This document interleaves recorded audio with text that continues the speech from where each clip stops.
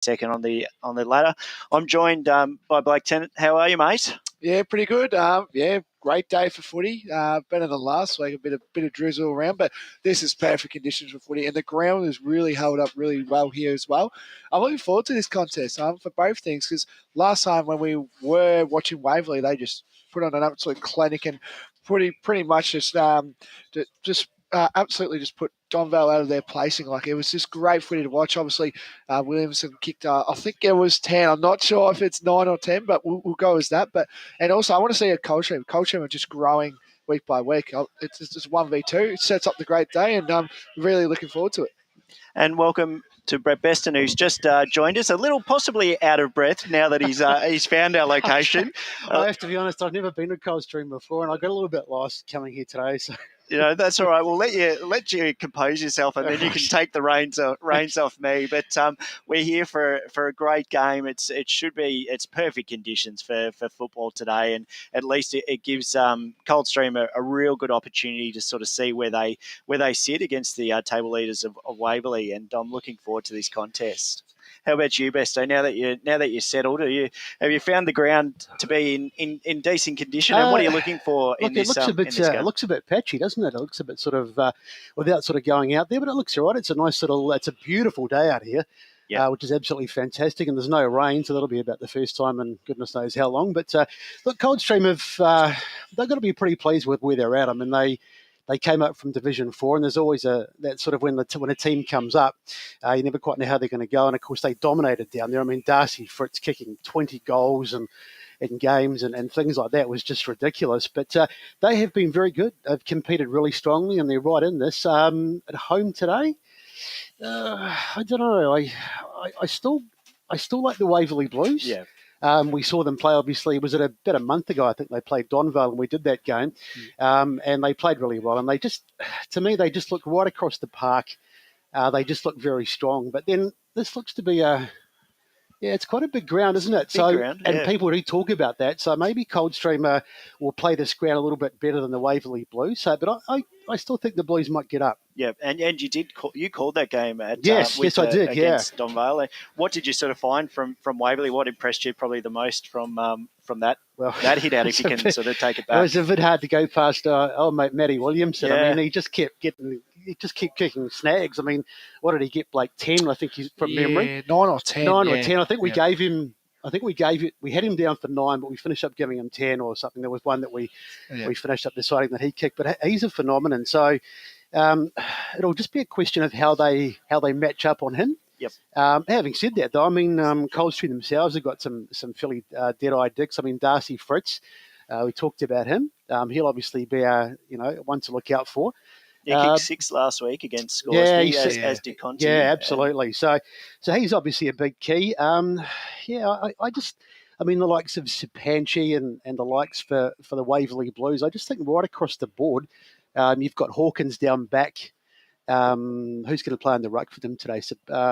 What's his name? It's gone completely out of my head. But they're a well-rounded side. There's not too many weaknesses right across the board for them. Yeah. And having said that, sorry to cut you off, Scotty. No. We haven't seen a lot of Coldstream, so I'm talking more from the Waverley Blues because we've seen more of them. So maybe we're doing Coldstream a bit of an injustice. But it's, as I say, that the thing could be the ground size today. They obviously play very well up here. And that could be a major factor. It'll just be a question of how the Waverley Blues adapt. Yeah, and you, Blake, you saw Waverley play at Donvale as well, didn't you? At that time, and what drew your attention through them? Well, obviously, that you would say the benchmark of this competition. You would say this year, I think they've only lost 1 or 2 games on the ladder, so they're definitely. You would say the hunted team. You would say everyone's going to be after them for sure, and I know Coldstream definitely will be. That's for sure, and I really enjoyed what I saw and witnessed down at Donvale. You guys said about a month ago, and we really did see that this team here is on track to premiership contention. So I'm looking forward to it again. Watching them play and seeing how last time they played and to now. So I'm looking forward to seeing that. And I think Williams, we touched on about him, he's leading the goal kicking. So I'm really looking forward to seeing how he goes. And hopefully he gets manned up on because you don't want a guy kicking 9 goals against you. So looking forward to it, but should be exciting. And have you seen much of Coldstream in your time either, or is this sort of like Besto sort of said, it's the unknown at the moment, but just sort of seeing the scores track through, they're doing quite well. Yeah, they have. I think last year a lot of people would have gone on them because obviously they had a superstar of the brother of Bailey Fritsch, Darcy. Really good player. Like I think he brought a lot of people to games and people actually started watching Culture. This probably be my first time watching Culture and play live. I've seen the score lines and all that, but it's just incredible what he can do. And like all of his hard work has definitely showed that. Like obviously playing for Williamstown this year and probably playing 3 to 4 games, and then eventually got back playing here, and last week was no exception when he kicked 6 goals. So it's definitely, I think, that if you look around, there's the cars are full, the parks are full. You can definitely tell it's a big day for Coldstream, that's for sure. $5 fine for every time someone calls Darcy Fritsch Bailey today. I guarantee it's going to happen, and I guarantee I'll be the first one. You might have empty pockets by the end of it. I'd say best so, but but look, he's a great inclusion to have back to their side. I think he sort of put his hand up to say, look, I want to play these next few to get the qualification, because it obviously looks like Coldstream's playing the finals and stuff. So it's just what he's going to do today will be interesting. And he's obviously got alongside him. Conti is also delivering with did well last week with 6 goals as well, and a good result over Scoresby. Let's have a look at some of the other matches before we sort of talk too much more about this game. We'll probably come back to it, I guess, as the coaches start to join us. But in Premier Division today, I guess one of the standout clashes, and I know we're doing Noble Park next week. That'll be a cracking game. But Baldwin against Noble Park today, boys, that'll be one of the big clashes in Premier Division today. Yeah, we've obviously seen that clash before. We're talking about sort of seeing teams again, and last time we saw Noble Park at the Bull Ring, and they were very, very impressive on that day, and from then Noble's gone from sort of strength to strength really. So I'm looking forward to a good contest. I'm still questioning sort of where sort of Baldwin sits in the mix. There's sort of, I can't sort of get a total read on him. I know Matt sort of spoke about on the podcast about that he always favours them, and they should be up there. But at the moment, I just think, Noble Park's going to be too strong. Blake, I suppose the interesting thing about Premier Division is it's kind of, we don't want to say it is pretty much locked and loaded in terms of the top 6. I mean, Park, which is a 2.5 wins outside 6th place, so you could probably say that the 6 is pretty much locked in. There's just a question now of maybe some jostling for positions, and if Baldwin did win today, they could move within a win of Noble Park. So that's something to play for, isn't it, as they sort of push towards that top 2? Yeah, I think it's a big game for not only Noble part of things, but also Baldwin, because a couple of weeks ago we saw him get touched up by Blackburn, and we you would say you question Baldwin, like you go, are they the real deal and all that, like, and they're playing Noble Park, top team, you would say, equal top. But this is a big game because, like, if you think about it, if they win today, right? Just looking at the ladder now, if they win today, Baldwin, they're one game second, like they're one game off second. So this will be a massive game if Baldwin can get up and. But also Noble Park, we want to see, are they also the real deal? Like, it's going to be a real good game of footy, and looking forward down at the Bull Ring, which is really good to see. The other game that's sort of, I guess, reasonably important in Premier Division today is Blackburn against Donny East. Again, if you look at Blackburn, they are probably safe inside the top 6. But maybe if they could get 2 or 3 wins, they might be able to just push themselves up a place or 2. And alternately, I mean, Doncaster East, how well have they gone? Another one of the promoted sides, and they have just, I think that, I don't know if they've exceeded their own expectations, but they've certainly exceeded mine, and they're sitting in 3rd. And, if Noble were to get rolled today, as we talked about, who knows, Doncaster East could win, and suddenly they're only a win off top spot. So there's a bit to play for there. Yeah, really closes the gap and makes that sort of push towards the end of the season interesting. At the moment, we're sort of talking about Roval and Noble Park being sort of, the standalones at the moment with 2 games clear. But yeah, take a loss for one of those sides, and look, I probably don't think Roval will lose this week. But Noble Park, and then it creates that closer gap with Doncaster East. They're playing exceptional football. They're playing really, really well. A great test for for Blackburn, but I sort of feel like I feel Doncaster East has just probably got that little bit more polish and sort of probably deserves that at least that top third, that third spot or third, fourth spot. Blake, a question that'll this is for Ray Baird's benefit because he'll be listening at the moment. The champion of the Roval, the Roval cause. He's going on about how good Roval are, and that's all fine. We haven't seen them play, so we can't really comment too much. Do you think they are the real deal? Oh, you put me on the spot.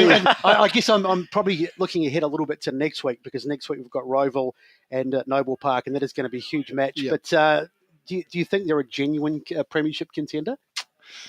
Oh, look, they've definitely proven a lot of haters wrong. That's for sure. I can hear Ray's voice. And no, they definitely put a lot of haters wrong. Like I think at the start of the year, people were putting them bottom three, you would say, on the ladders. So they've definitely proved a lot of people wrong. But I do see them going into a prelim, but I don't see them making the grand final. That's where I'm putting them. I think with the experience of Naval Park and Bowen, I think those two are my grand final predictions for Premier. But I am very happy about how Roval gone. They've kept all their youngsters and all the way through the junior ranks. Like if you have a look at their team, you've got Lockie Wine there. He's been a Roval player that's played all of his junior careers there, and there's a couple more there as well that have played. So I'm really happy about how Roval kept their core together, which is really good to see. It's just interesting, like that knock on sort of road. It's been around pretty much all season that we've sort of spoken of it, but it's a tough division, and obviously being Premier, but they've stayed at the top. Like, they've always been up there. It's only this slight move between Noble Park. So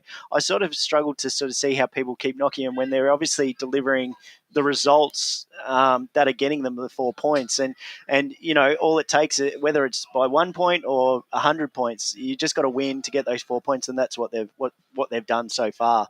They come up obviously this week against North Ringwood, and North Ringwood obviously came off a magnificent win against Vermont the other week, and unfortunately that momentum might stop for North Ringwood up against Roval. I think we're fair to say that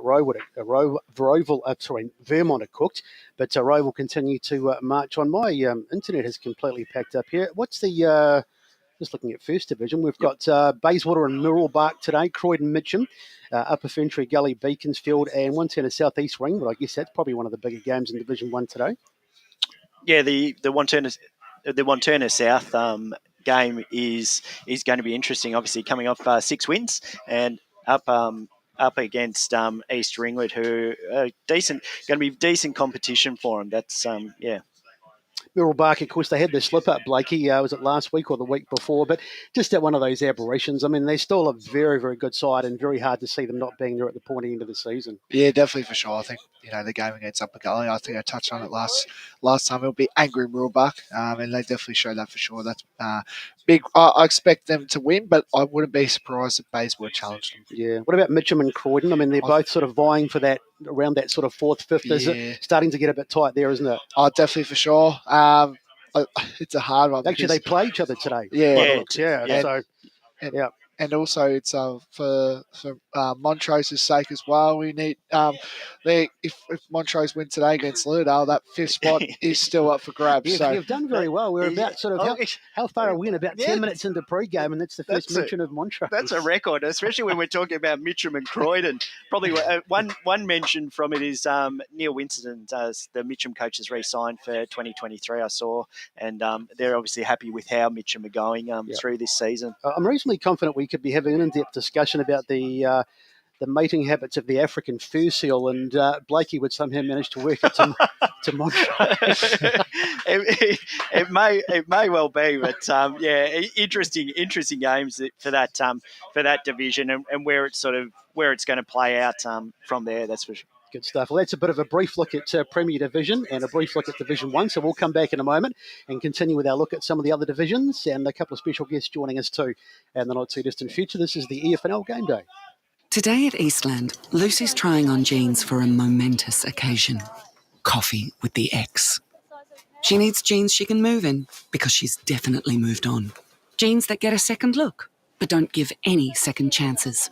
Jeans that say, why, yes, I have spent the last 8 months in a post-breakup juice-cleansing, kickboxing, personal training frenzy. And it looks as though she's just found the perfect pair. Bravo, Lucy. For all of life's little moments, there's Eastland. Eastland. Live real. Sprained your ankle, bursting through the banner? Broke a finger, high-fiving the ruckman? Or did you run into the goal post again? For bumps, breaks or bleeds, be seen sooner, close to home at Knox Private 24/7 Emergency Department. The preferred provider of emergency care to the Eastern Football Netball League, you'll generally experience shorter wait times. You don't need private health, but there is an out-of-pocket fee. Be seen sooner, close to home at Knox Private 24/7 Emergency Department, 262 Mountain Highway, Wanturna. Running and jumping can be really painful for girls, especially in contact sport. Boob Armour supports your breasts, minimises the bounce and guards against impact and injury. Feel confident, feel supported, available at boobarmour.com.au. At Yarra Valley Water, we know reducing your shower time, or show time, to 4 minutes can save you an average of $200 a year on water and energy bills. Shower shorter. Save water. Authorised by the Victorian Government, 1 Treasury Place, Melbourne. Do you feel good about your bank? Because there is a bank you can feel good about. They share their profits to fund big community projects, small community clubs, and vital emergency services. They've given $250 million to help Australian communities thrive. They have all the products and tech you expect from a big bank, with service you don't. It's Bendigo Bank. Feel good about who you bank with. Try Bendigo. Search bendigobank.com.au or search Bendigo Bank near me. How would you like to be celebrated? I think I'd like to be celebrated with lots of music, dancing, a bit of a party. I'd like to be celebrated at the pub with a few frothies. Maybe some colourful balloons, my favourite flowers. How about some glitter? I'd like to be celebrated in space. Outdoors, having all my family and friends together. At Tobin Brothers Funerals, they know that every life is unique and they think that every celebration should be too. Find out more at tobinbrothers.com.au. Tobin Brothers Funerals, celebrating lives. Sprained your ankle, bursting through the banner? For bumps, breaks or bleeds, be seen sooner, close to home at Knox Private 24/7 Emergency Department. You'll generally experience shorter wait times. Knox Private 24/7 Emergency, 262 Mountain Highway, Wanturna. Running and jumping can be really painful for girls, especially in contact sport. Boob Armour supports your breasts, minimises the bounce and guards against impact and injury. Feel confident, feel supported, available at boobarmour.com.au. The warm-up continues right here on EFL Saturday. Welcome back to Coldstream. A beautiful afternoon out here. It's going to be absolutely a cracking contest and a big match this afternoon between Coldstream and the top of the ladder Waverley Blues. And it's the Waverley Blues that we turn our attention to now. And it's a great pleasure to be joined by a man who the last time we spoke to him, he was on the sidelines, wasn't playing, but he's out there today and he looks like he's chomping at the bit. Tommy Langford. Tommy, welcome. Thanks for having me, guys.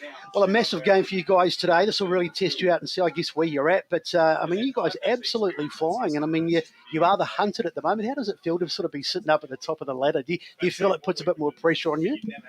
Yeah, potentially. But I think at this time of year, obviously you're all about preparing for finals. And for us, it's great that we are doing that rather than fighting for finals. So We're very fortunate to be where we are. I think we very much deserve it. But at the same time, we've got to now park that mentality to one side and focus on winning a game because, like we've just spoken about inside the rooms, that, if you start switching off for a moment and thinking ahead about what's next and what's to come, you give you the wrong mentality straight away, and we don't want to give anybody an inch. And, that's the mentality we sort of got at the moment. And we're lucky we've got a deep squad, and pressure for spots is a real thing. So guys are also focused on producing performances today rather than a few weeks' time. I suppose us media types, we tend to focus on games like today because they're sort of the crunch games. And the last time we did, you were playing Donvale. Yeah. So that was another big game. But as you say, every game is important. You can't.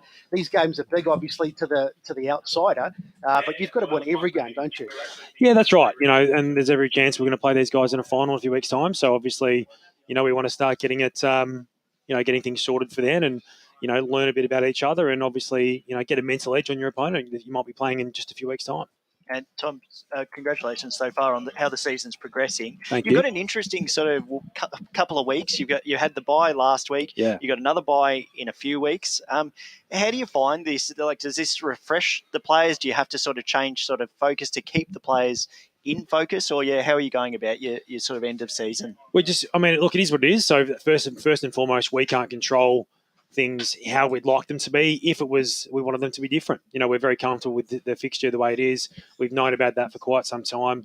We freshened up a little bit last week, and from here on in, we'll try and use it as an advantage to make sure that we're on top of our game, whether it be something specific, a tactic or a structure or something like that, or even try and implement something new before the finals.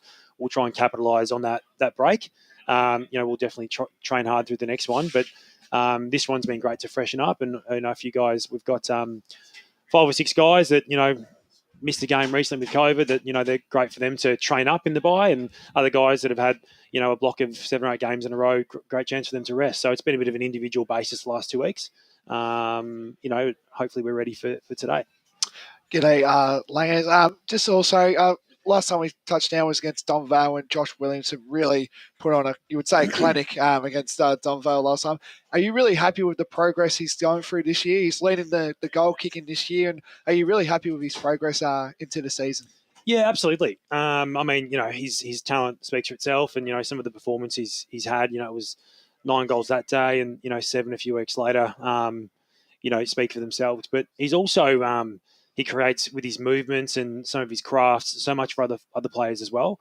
In between Matt Perry and Josh in particular, they've only played together in 2 or 3 games this year. So we've still got a lot of growth in those guys as a duo and a combination, and getting that sort of connection right between our forwards, as well as the sort of synergy between our mids and our forwards. So we're still a bit of a work in progress front half, which is really exciting. And then there's plenty of other scoring power in the mix. Obviously, Danny Plaisted, Omar Mohammed, Steely, Joe O'Connell's unfortunately out this week, but plenty of other guys that can hit the scoreboard too. So, he's been a brilliant acquisition for the club. He's a strong leader. He's obviously such a talented player, but he makes his teammates better, which is important. Of course, we're at the other end of the field, because we focus on the forwards, and the backs often don't get the kudos that they deserve. But the likes of Simon Hawkins down back, he's been colossal this year, hasn't he? Mate, he has. And you know what? It's funny you bring that up, because, internally we talk about defence being our strongest line. And Scotty Savage, as our backs coach, has done a super job with the boys. And, we've got the evergreen Ben Turner down there, who just seems to take mark after mark, year after year. And a host of young kids that are just all, got their best ahead of them, that, yet to reach their peaks. And Simo is probably right in the middle of that. He's now 25, 26, an experienced player. He brings a toughness, he brings a composure, a really strong will to compete and run. So we actually missed him, I think, the first 4 or 5 games of the season, and he was such a noticeable inclusion after that. And he's been, he's one of the first picked each week. I suppose the last time you guys met was back in round 7, so it's a little while back now. And you gave him a bit of a telling up, 108 to 70. Did you read much into that? I guess there'll be some personnel changes for both sides from that game. Yeah, absolutely. Not really. I mean, you sort of work out a little bit more from each team about the way they want to play and their style. But that day was interesting. I think we were up by maybe a goal at halftime, and they kicked the first 3 of the third quarter to go up by about 15 points. And from then on, we were able to really turn it on its head. But, we probably have focused more on how they got in front, as opposed to, the last quarter when we blew it out of the water. Trying to sort of recorrect some of those imbalances that got them to that position. We obviously want to be a team that starts well and maintains leads, rather than, in an arm wrestle all day long. Obviously, being a high-scoring team, that means we can actually concede goals too, because the game can be a bit more open. So we want to make sure we limit their scoring early, and then hopefully later on we can score heavily when the game's more open. And they're obviously a little bit of a different team from them. They've progressed quite well, and obviously up on the ladder in a top showdown. But obviously now they've got Darcy Fritsch up there, Conti also scoring quite well for them. Yeah. What's your sort of plan for those 2 individuals, or is it sort of just more focus on sort of the team aspect of it? And we've also pulled Lachlan Coger out of semi-retirement, ex-Lilydale. So, they've all of a sudden, with Conti 6 last week, got 4 notable goal scorers, which is probably a situation we haven't had this year playing against a team with that much firepower. So we're excited to see how our backs stack up, and then also our midfield, can prevent the ball getting in there. And, it's a good opportunity for us. We definitely go into the game with a few more matchups than we normally do. But it's just another challenge, another opportunity, and we'll back our players in, and hopefully it goes their way. Where do you think the game will be won today, from a coaching perspective? Look, I think through the midfield. It's might be an easy thing to say that, because that's we believe we've got enough firepower. They probably feel the same, but I think if we can nullify their ball at stoppage to gets it into their forward line quickly, that'll go a long way to win. And conversely, if we can get the ball flowing from back to forward well, I think that's that'll give us a great chance. When we win the inside 50s, handsomely. We normally score pretty heavily, so we'll trust that process. But of course, our mids are the ones that get it in there. You talked about before the one or two of the guys coming back, obviously, that we didn't see last time around. You're not going to give too much away, but in terms of fitness and health, I mean, we are getting into the three-quarter mark of the season, notwithstanding today's nice. Some of the grounds have been heavy. It's been colder. How is the squad overall? Are they sort of hanging in there towards the back end of the season? I mean, that's the benefit of the buys, obviously, both the one we've just had and the one we'll have in a couple of weeks. That from a health and injury perspective, we're pretty blessed. We're basically full strength. We've got 4 or 5 out today. That they'll all come back in either next week or for the first final. So, you've got some depth, haven't you? Yeah, which is going to be a really pleasing thing. Look, it is. And we can go further. It's important to touch on our 19 Premier and. Before lost this morning, won the last 5 games in a row, and realistically, there's 3 or 4 guys there that should be playing in this side, but they'll get their chance in the near future. But look, we've made a couple of changes from the last time. There's a couple of guys we probably could have pushed today, but we need to be smart with what's ahead. But there's no real long-term injuries at the moment, so it's a good position. Good stuff. All right, and just going forward towards the end of the season, I mean, you're at the top of the ladder. Has there been any sort of a chance of the players perhaps getting a bit ahead of themselves? Of course, have you been able to keep them grounded? I hope so. I mean, that's I can't definitively say that, obviously, at the moment, but we're trying to do that. And, some of the pressure for selection that we have, for the depth we've just spoken about, is a real natural way of sort of sorting that out a bit. That obviously guys are aware that their spots aren't secured, and that helps the training standards maintain and the mentality. But, as a coach, you're always looking for ways to challenge your players differently each week. And, especially coming off a bye, that's probably a bit more tough this week. So we'll hopefully get that balance right in weeks ahead and, starting today. Tommy, great to see you. Thanks, get out there and enjoy it today. It's going to be a fantastic day and the very best of luck. Thanks, guys. We'll see you later. Tom Cheers. Langford, the player coach, of course, of the Waverley Blues. As we said, he didn't play the last time we covered the Blues, but he's out there today and he looks pretty keen to get out there as well. Boys, Tommy, good to have him back in the side, but that's a really interesting situation, isn't it? They're sort of 4 and 5 players changing from the last time. They've got more players to come. They've got a heck of a lot of depth here, Blakey, haven't they? Oh, definitely, for sure. You touched on about the 19s. Like, they're in Premier, and it just shows that their depth is going to be very good. And you touched on about as well. There's 4 to 5 players. He said that should be in the senior side, so it's good.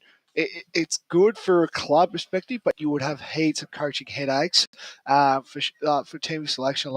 It's going to be a hard team to crack into. Obviously, they're flying at the moment. I think reserves are sitting on top of the ladder or midway through, through the ladders. So it's great to see, and it's good to see the rise of Waverley Blues, because I think 2019 or 2021 they made the grand final, I'm pretty sure. So they're definitely flying, that's for sure. And Scotty, without putting the moz on them, of course, the other thing that sadly is always just lurking in the background there is the dreaded C word, and there's always a chance that is going to strike at some point of the season, particularly or dare we say it, closer to finals. So that's where the depth might really come into it, mightn't it? Yeah, and look, I guess this gives them a really good challenge, and like Tom was saying, it's this is probably the first team that's really got quite good scoring power, especially in these last few weeks. We've noticed those scores for Coldstream, so it'll give them at least a good indication how they're sitting, whether they feel like they're in a comfortable spot or whether they need to do that tweaking leading up to finals to just finish off the season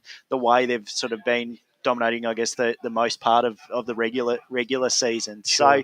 So it'll be a really interesting contest, and it is a different Coldstream side going up against them this time. So I'm looking forward to that challenge. I hope there is that challenge. But from what we've seen of Waverley, they've got some amazing skills. They're a quick side, and it'll be interesting to watch. Do you think the winner of today's match, and if the Waverley Blues win today, is it going to make it not exactly tough for anyone else to win the premiership, Blake? But do you think they're going to? I mean, they're the hunted today, but if they win today, they're really going to be the hunted, aren't they? Oh, definitely, for sure. I think I touched on about it before, that every team is going to be after them. It's like most teams, you can definitely tell that if you are on top and you're winning games, people will be after you.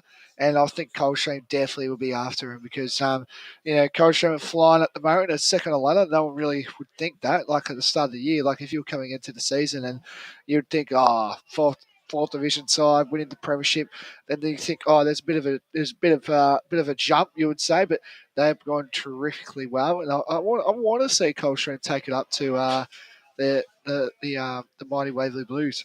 How do you think, I mean, I haven't seen Coldstream play. You guys might have had a bit more of a look perhaps than me, but how do you think their style will compare today with the Waverley Blues? I mean, obviously we talked about the big ground, so they'll probably look to try and get into the wide open spaces. Do you think the game styles will be sort of worlds apart, or do you think they won't be that much different? Well, I guess they're sort of probably relying on that sort of scoring option, as we've already alluded to, having the scoring options, and obviously so do Waverley Blues with Williamson sort of dominating when we've sort of saw him the other week. But geez, it is a big ground when you sort of sit here, and I've been obviously watching this reserves game, and from one side or the other, it really sort of will stretch the players, and I think also just see that that sort of fitness level that they've got. Like I said, Waverley is a quick side, so whether that extra space on this ground will tire them. Not only time will tell. Let's have a look at some of the other matches as we continue to do so. And I guess do we start talking about South Belgrave and Ringwood in Division 2, the big top of the table clash up at the Belgrave South Recreation Reserve, Blakey, and that should be a cracking game, shouldn't it? Oh, definitely. I think this will probably be, you would say, the second before this game. That's for sure. This game will be pretty big. I think as well. It could have huge ramification as well for finals, because if I think it's the top 5 for this competition. So, and you know, whoever wins this could pretty much, you would say, would be the top team, I reckon, because if Ringwood lose this one, they've got a hard draw. I think they've got East Belwood the week after, so they've got Knox the week after, and then the last game of the year is against East Belwood. So it's a nasty one to have in the last round, isn't it? So you'd say a winnable game for Ringwood, you would say, against Knox, and definitely this game will be huge as well. And for South Belgrave, if they win this one, they've pretty much got Boronia to come after that, and I think as well for after that is they've got Oakley District. So you just think it could be for both sides. Like if Ringwood win, be a big win for them because Knox and East Bell to come. But with South Belgrave, you would think if they win today, no questions asked, they'll be the top team for the. It gives them that space and probably. It cements that top position. So, look, it was an interesting game last week for South Belgrave, against East Berwick, and obviously challenge there. So now it's sort of following up and sort of seeing where that next challenge is. A couple of other matches of significant importance today. The Basin, who have not quite run their race, but they sort of really need to win today, but they've got a really tough assignment against East Berwick. And the Templestowe Boronia clash is a big one too. The Templestowe Boronia one I'm interested in probably the most. Again, that sort of it really sort of makes that sort of fifth spot a challenge. It's going to be interesting for Templestowe. I think coming off some good wins and good footy. Boronia obviously had a massive loss last week, and they'll want to bounce back from that. Templestowe have found a bit of form, Blakey, because they weren't, you'd have to say in the early part of the season, or maybe in the last month, maybe they weren't travelling that well, but they've suddenly hit a bit of a hot spot, haven't they?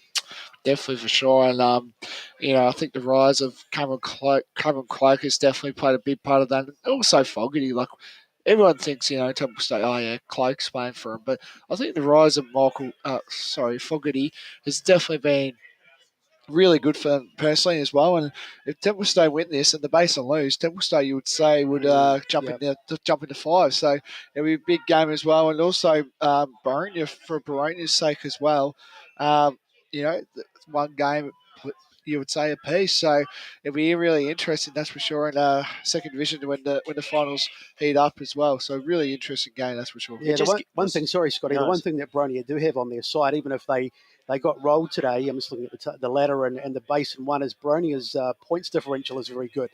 Their percentage, so they probably wouldn't lose fourth spot. So I guess not to say that they're going to lose, but if they did, they've got that sort of backup, haven't they? Yeah, it holds them sort of in place. Like they can have that sort of that loss, but I really think they're going to be striving for this win just to really cement their place in that 4, because that takes them then to 38. It creates a little bit of a gap. It creates quite a gap between then Templestowe on 28, and then I think then you've obviously got the question of what's going to happen with the Basin today as well. So look, I'm picking Boronia. I think they'll get it, but back on that one, I just had a look at Boronia's run home. Boronia, if they drop this one, they've got South Belgrave next week, and they've also got Knox. So you think about it, They might get one, and the South Belgrade game could be a bit hard. So they've got a hard, you would say, pretty hard run home, that's for sure. And really, yeah. So I reckon I'll go with your hat too. I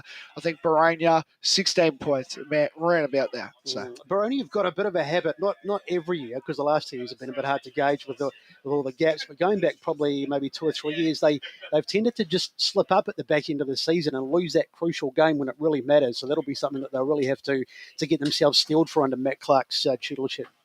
Yeah, and through that division, it's a really interesting round sort of for that sort of middle spot, and then for that top spot as well. And obviously we've got Heathmont playing Oakley, so they're probably going to get 4 points, I would say, for that win. That puts them to 32, so it changes this whole fourth, fifth spot. It's going to be really interesting to sort of see. It's like musical chairs, isn't it? Yeah, it really... It's a cracking division. It is. It's one of the most interesting to watch. Do you think this is the most interesting division now of the whole leagues? Yeah, I do. I actually put that in notes just to say that, this round for that competition is huge. There's so many changes coming through, and it is musical chairs, and it'll be interesting to see where the next couple of weeks go. Good stuff. All right, boys, well, we'll take another break. We're going to come back and talk about the third division and the fourth division, and we'll also hopefully catch up with Chad Rogers, the coach of the Coldstream side, in the not-too-distant future. This is the FNL Game Day. Back soon. Today at Eastland, Lucy's trying on jeans for a momentous occasion. Coffee with the ex. She needs jeans she can move in because she's definitely moved on. Jeans that get a second look, but don't give any second chances. Jeans that say, why yes, I have spent the last 8 months in a post-breakup juice cleansing, kickboxing, personal training frenzy. And it looks as though she's just found the perfect pair. Bravo, Lucy. For all of life's little moments, there's Eastland. Eastland. Live real. Sprained your ankle, bursting through the banner? Broke a finger, high-fiving the ruckman? Or did you run into the goal post again? For bumps, breaks or bleeds, be seen sooner, close to home at Knox Private 24/7 Emergency Department. The preferred provider of emergency care to the Eastern Football Netball League, you'll generally experience shorter wait times. You don't need private health, but there is an out-of-pocket fee. Be seen sooner, close to home at Knox Private 24/7 Emergency Department, 262 Mountain Highway, Wanturna. At Yarra Valley Water, we know reducing your shower time or show time to 4 minutes can save you an average of $200 a year on water and energy bills. Shower shorter. Save water. Authorised by the Victorian Government, 1 Treasury Place, Melbourne. Running and jumping can be really painful for girls, especially in contact sport. Boob Armour supports your breasts, minimises the bounce and guards against impact and injury. Feel confident, feel supported, available at boobarmour.com.au. Do you feel good about your bank? Check Because 1, 2. there is a bank you can feel good about. They share their profits to fund big community projects, small community clubs, and vital emergency services. They've given $250 million to help Australian communities thrive. They have all the products and tech you expect from a big bank, with service you don't. It's Bendigo Bank. Feel good about who you bank with. Try Bendigo. Search bendigobank.com.au or search Bendigo Bank near me. How would you like to be celebrated? I think I'd like to be celebrated with lots of music, dancing, a bit of a party. I'd like to be celebrated at the pub with a few frothies. Maybe some colourful balloons, my favourite flowers. How about some glitter? I'd like to be celebrated in space. Outdoors, having all my family and friends together. At Tobin Brothers Funerals, they know that every life is unique, and they think that every celebration should be too. Find out more at tobinbrothers.com.au. Tobin Brothers Funerals, celebrating lives. Sprained your ankle, bursting through the banner? For bumps, breaks or bleeds, be seen sooner, close to home at Knox Private 24/7 Emergency Department. You'll generally experience shorter wait times. Knox Private 24/7 Emergency, 262 Mountain Highway, Wanturna. At Yarra Valley Water, we know reducing your shower time or show time to 4 minutes can save you an average of $200 a year on water and energy bills. Shower shorter. Save water. Authorised by the Victorian Government, 1 Treasury Place, Melbourne. The warm-up continues right here on EFL Saturday. Welcome back to Coldstream as we get set for the start of this cracking third division encounter getting underway. What time is it, boys? I can't see my... 22. 1:40 it is, so we're about sort of 50 minutes away from the start of this one, and a match which is going to shape things big time. Coldstream coming to this game in second place, up against the Waverley Blues in top spot. And we're joined now by Chad Rogers, coach of the Coldstream side. Chad, thanks for your time. No worries, boys. Thanks for having me. Big game, this one, and of course you get to play it at home. We were talking before the game. I don't know if it's just me, but this is the first time I've been up here, and the ground looks massive. Is this a bigger ground, or is it just a perception thing? No, it's a big ground. It'd be probably other than Ringwood, it's probably the second biggest ground in the comp. Yeah. So it is a bit of an advantage if you use it well. Yeah. But Waverley play this kind of brand of football anyway, so it should be a really good contest. Yeah. So you're expecting an open encounter today? Yeah, I think the contest is going to be critical though. Who can get control of the midfield battle will allow the other side to get ascendancy. Yeah, there's a few. You've got a few sort of sharpshooters on your side. I know that Darcy Fritz hasn't kicked as many this year. Has he played a different role? Because I mean, last year or the year before, he kicked about 1 million goals, but this year has he played a different role, more up the ground?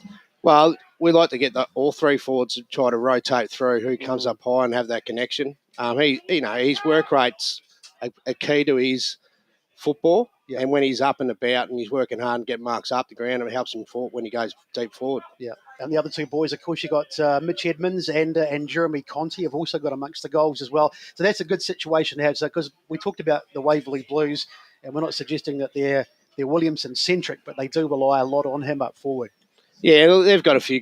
Got Perry obviously as well, and Steele. They've got a good forward bunch. So you need to have some roles for different players, and hopefully we match up quite well with them.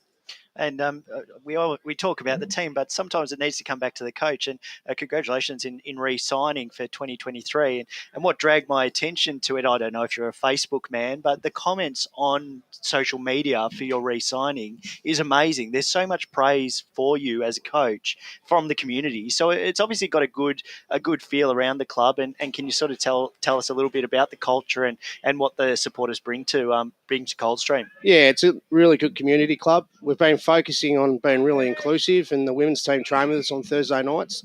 So they'll do the whole warm-up with us, and then we branch off into seniors, reserves and 19s and girls all on the one ground. And, Thursday night's really big up here. Everyone's in for the meals. And, we've had a real big focus on that and making it massively inclusive for everyone. And sorry to cut you off there. And going back to the team, you're obviously pleased with last week's win. You got the 4 points in what was sort of a tussle back and forth, and then the last quarter you really found form and obviously kicked away. What was the most pleasing thing for you though from that game? Yeah, it's always tough going out the Scoresby. It's a different kind of ground, and they played. Credit to them, they played really good football and put it back on us. We didn't defend very well when we didn't have the footy. And so running forward, so you get caught out a bit. So when we brought the heat in the last quarter and ran both ways, transitioned well, we played a really good brand of football, and we hit the scoreboard. First and foremost, Chad, really happy about how Mitch Edmonds playing his 100th game today. Talk us a bit an insight about him, and obviously he's a very good Coldstream player, you would say. And how's the week been up for him? Look, he's a fantastic player. His strength and his contest work is great. Always brings the ball to the ground. And when he's on song, we're a good team. And I'm really looking forward to seeing how he plays today. We spoke before about the fact that you come up from 4th Division, and of course a lot of sides that make that jump up a division, they don't always adjust, but you just seem to have just hit the ground running it. You haven't had quite the same sizable scores that you've had, but to be competitive at this stage of the season, I mean, what have you done to keep yourself in that, to make yourself so competitive? Yeah, we've just been very lucky. We've got a good, strong core group, and they play as a team, and they believe and trust each other. We haven't had a full side all year, and we've been sneaking under the radar, but I really believe our best footy is can be as good as Waverley's, whether that happens today or whether it happens hopefully in a few weeks' time. But our best footy will measure up. So you don't think you've hit your peak yet? You still think there's room I'm hoping for we improvement? haven't. It's been tough. Like every team in this division can beat everyone on their day. It's a really even competition, even though the top 4 and the bottom 5 have dropped. There's a big gap. There's actually not that massive gap. It's just a bit of quality at the top end. You must obviously last year we touched on about how you had an incredible 2021 season and all that. How have you seen the jump from going up from Division 4 and Division 3? Like, how have you seen it? Oh, the boys have found a massive difference. It's just the same old thing. I think as you go up divisions, your bottom six have to be better each time you go up. And so if you don't have an even group, you can get found out pretty quickly. And if you're not on and you're not switched on with effort and attitude, you can get found out in this competition. And looking at today's game, how do you sort of feel like you will shut down Waverley? They're obviously it's sort of similar in matchup. Like they've got quite good scoring options. They're a very quick side. What are you sort of trying to take out of today? I want our pressure to be right up. I want our tackling pressure to be there. And if we're doing that and transitioning both ways, we're a good chance. All right, Chad. Well, look, thanks for talking to us. I know you're getting close to game time, so we'll let you get away. But a cracking contest on the table for today, 1v2. Best of luck, and thanks again for talking to us. Thanks a lot for having me, boys. Cheers. So, Chad Rogers, the coach of the Coldstream side, and of course, as we said, it's 1v2 today, so a pretty big game, this one, and we're looking forward to it. But it's a chance to go through some of the other matches in this division, and one of the other games that sort of caught my eye, I suppose, maybe Donvale, and just looking at the ladder to see who. Just wait for it to come up. Donvale and Fentry Gully. Donvale and Fentry Gully. I suppose that's 3v5. So that's probably the other significant encounter in today's out of today's matches. Yeah, Donvale's only just sort of been scraping the wins when they get them, and I think that's probably going to be a little bit of a challenge today. We've spoken about how well Fentry Gully have started to finish the season. They obviously had the loss against Warrandyte, and that's pushed them out of finals contention. But they're still a very good team, Fentry Gully, and I believe that Fentry Gully will probably get this win today, just to sort of continue to shake things up a little bit. If Fentry Gully do fall over today, you've still got the likes of you've got Whitehorse Pioneers and Scoresby sort of lurking in there, Blake. Do you give them any chance of sneaking in? No, I think the top four is set. I really, as much as I like to say, like if you think about Warrandyte, they're sitting, Donvale and Warrandyte are sitting with 4 losses, and then the next best is 8. So it's top 4, isn't it? I was thinking it was top 5, so it does pretty much say it's a lock, isn't it? Really, pretty much. So I think it's done. It's just sort of like I was saying, giving Fentry Gully, it can sort of change the shape of where the teams are going to finish. Obviously, if Donvale lose today, if Warrandyte get up, that then leapfrogs them and creates a closer gap. But if Coldstream then loses today, so look, it's the division sort of it's just where those teams are going to fall between second and fourth now. Yeah. What about Division 4? I guess probably the most interesting clash today 100% would be Surrey Park and Churnside Park. Oh yeah, definitely. Sure. I think this division here, obviously without Sylvan having the bye, I think this is probably the most evenest round. You would say, like all games are very interesting. Like I think you touched on about Surrey Park and Churnside Park. That will probably be the match of the round for Division 4. You would say, but last week on the when we were on the radio and we were at the East Bell game, I said. It's the pressure is on Churnside Park, but Forest Hill just absolutely turned that off. Like they literally, they acted like they were going to be in contention for finals. Like to win by about 80 points, I think it was. Extraordinary, wasn't it? It was just extraordinary. I think they kicked about 10 goals, like 10 goals, one behind to Churnside yet to score at one point. So I definitely think the pressure is on Churnside at the moment because I think it's top 2. I'm pretty sure, like for the double chance. I'm pretty sure. Yep. So. If let's say Surrey Park win this game today, like they could jump in second place. Correct. And I spoke about it on the podcast. Like I think Churnside's got some real questions because when they leak goals and they lose well. Yep. You know, they got absolutely towed up by Sylvan. Obviously the week before we're looking at, and this game with Surrey Park, the way they're sort of playing and sort of that change in sort of game plan, I think could be a really interesting game. I sort of am backing probably Surrey Park. I just sort of feel like, they've had some easier competition, so I guess it's a nice challenge coming up against Churnside, but I think Churnside just need to look at if when the game isn't going their way, how can they not sort of leak so many goals? Yeah, Forest Hill and Kilsyth is the other big game today too, 4v5. So there's a bit of riding on that one, Blake. Oh, definitely for sure. I think this game, Forest Hill and Kilsyth, you would want to be a Kilsyth supporter, to be fair, today, because if you think about, I'm looking at the ladder now, if Forest Hill lose this game, they're both neck and neck. Like, they're both equal wins and losses.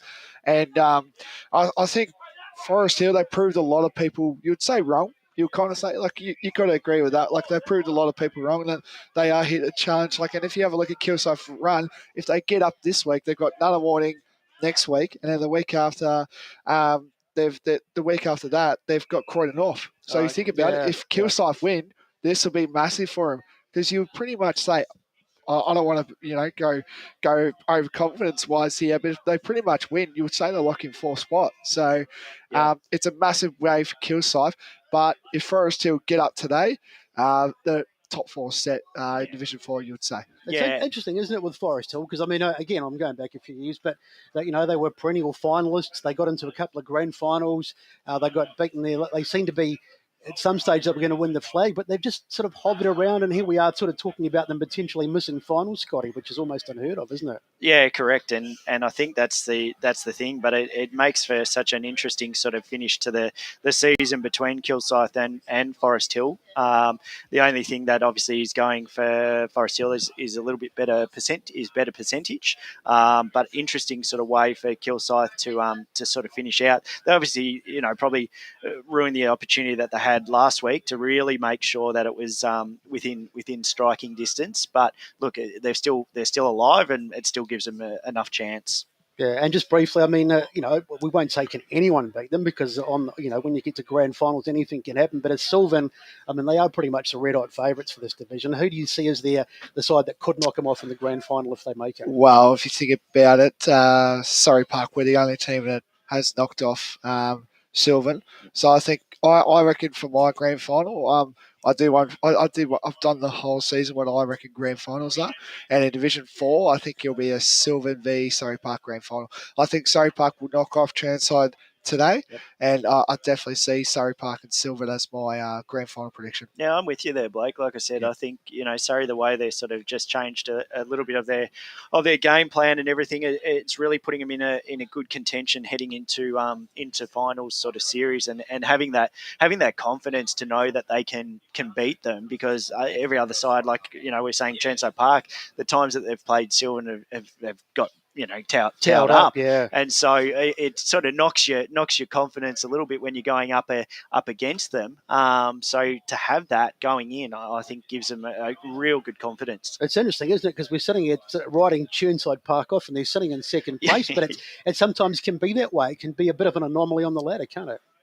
Yeah, definitely, for sure. Like I said last week, I don't know, like, home ground advantage, and you're playing the 4th side who are, you would say an average, kind of side, like coming into the game, obviously, and to lose by that margin, I pretty much, like I said, I'm not ruling them off. I'm just saying they can do better. They can do better than what they served up last week, because last week it was just terrible, like, just honestly. But I honestly, I don't really like ruling clubs out, but if I had to today, this game here, if they lose this one, Turnside Park, I reckon I'm ruling them out of contention.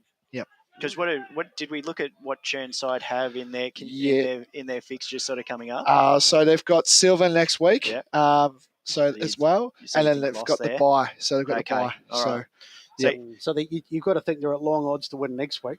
Yeah, and then they have the bye. So that, for them, really, it makes today's game absolutely vital, doesn't it? 100%. Like, this game could be, it could honestly be, it would have huge ramifications. You're right, because it pushes them down. If Surrey gets it, they go to 40 points. Churnside stay on 44. Sylvan then next week, and you would say that they probably won't win that in sort of current form. And then Surrey Park will probably get another win in that next period. So it takes them to 44. And Surrey Park's percentage is huge. It's 180, whereas Churnside's 108.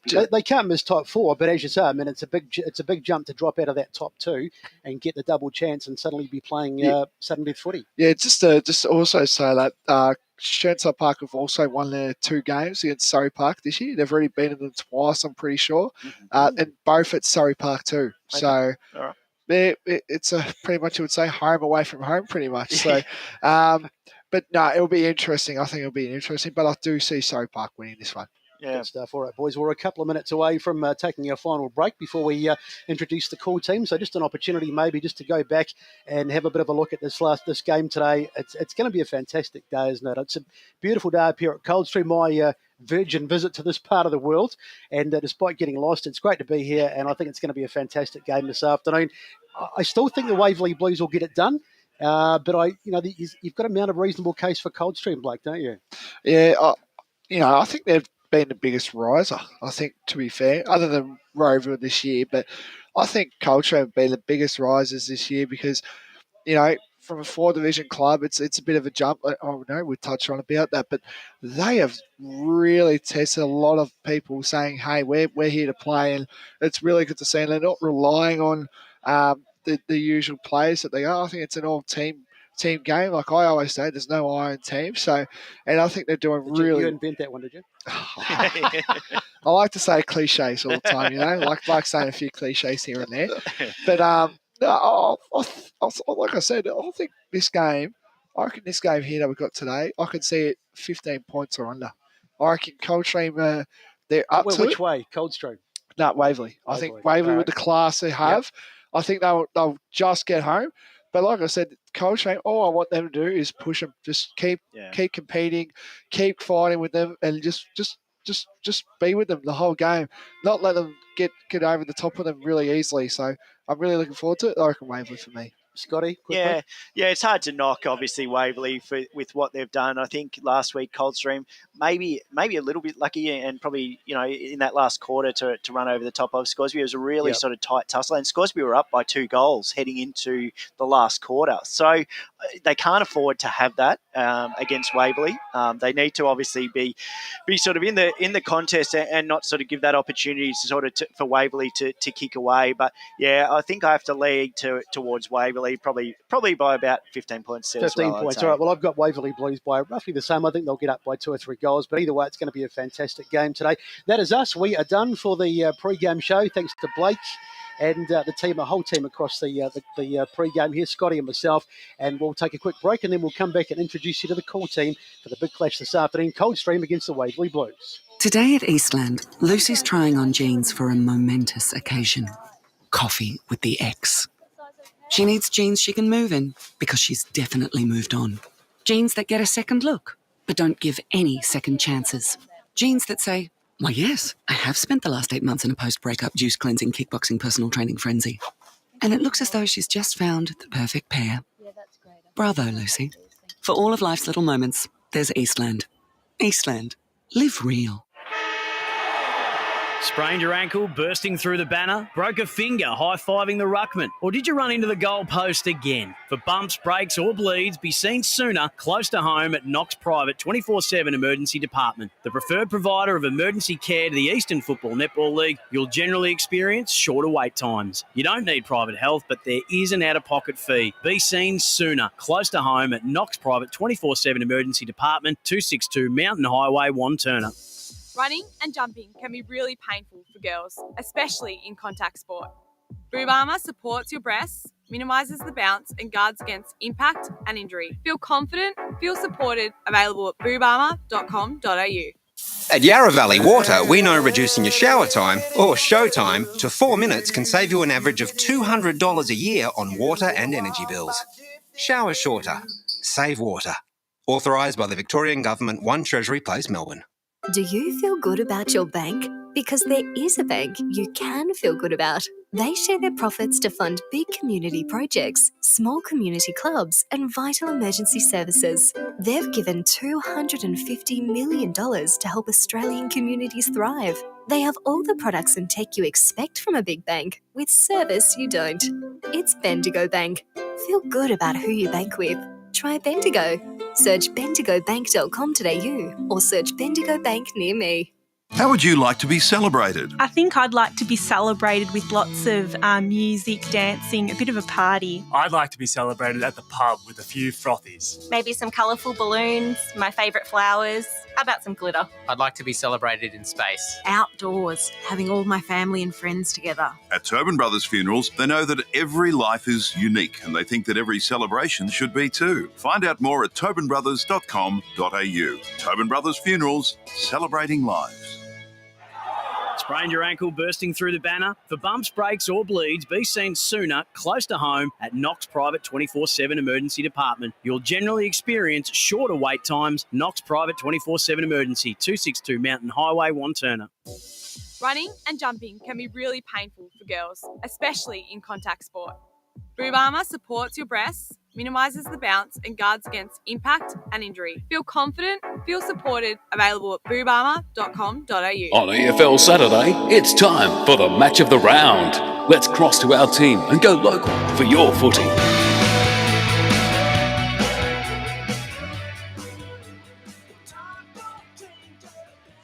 Welcome to Coldstream Reserve for the EFNL game of the round. We have a Division 3 clash between Coldstream and the Waverley Blues. Thank you very much to the pre-game team for giving us some insightful conversations. With me today, calling this match, I'm Jared Beanland. With me today, calling this match, is Trent. How are you doing, Trent? Yeah, I'm good, thanks, Jared. It's good to be here. Melbourne's turned it on, hasn't it? Yeah, no, absolutely. It's such a nice day. It's not exactly Coldstream today, thankfully, for us. I like that one. Starting off well there, Joe. Thank you very much, Scott. As you were on the pre-game before, welcome back. And Blake Tennant, of course. And down on the very far end there, of course, this is an audio medium, so like you can't. That's irrelevant to you guys. But Ryan Long has also joined us for the first time today. How you doing, Ryan? Thanks, Jared. Yeah, big game in Division 3. Huge clash in terms of the finals. Yeah, probably pretty sure that these two will probably meet at some stage. So a big chance for Coldstream to test themselves. Yeah, absolutely. Yeah, I'm very keen to see how this one plays out. Two high-scoring teams, of course. And Coldstream just coming up from Division 4 last year. So really, really good opportunity for them to really stake a claim on their premiership chances this year against such a strong Waverley Blues outfit. Trent, how are you seeing this one today? What are your general thoughts on the match? Yeah, well, it's set up to be a cracker, isn't it? Two, like you said, top of the table clash. They met in round 7. It went the way of the Waverley Blues. But we've got the big wide ground here at Coldstream Reserve, and I'm hoping the Cougars can take advantage of that today. I'll be backing in the underdogs. Yeah, absolutely. So a tip for Coldstream there right off the bat from Trent. So Scott, if we're looking down the team sheets here, just to sort of bring some a more micro level of analysis, who do we reckon are going to stand up for both teams if either were to win? Yeah, we were obviously talking pre-game about Darcy Fritsch and Conti for Coldstream. They had a great game last week, scoring 6 goals both to have a comfortable win over Scoresby in the end. And last time we saw Waverley Williamson had a field day out against Donvale and scored really, really well from that game. It was a quick pace that Waverley sort of played with.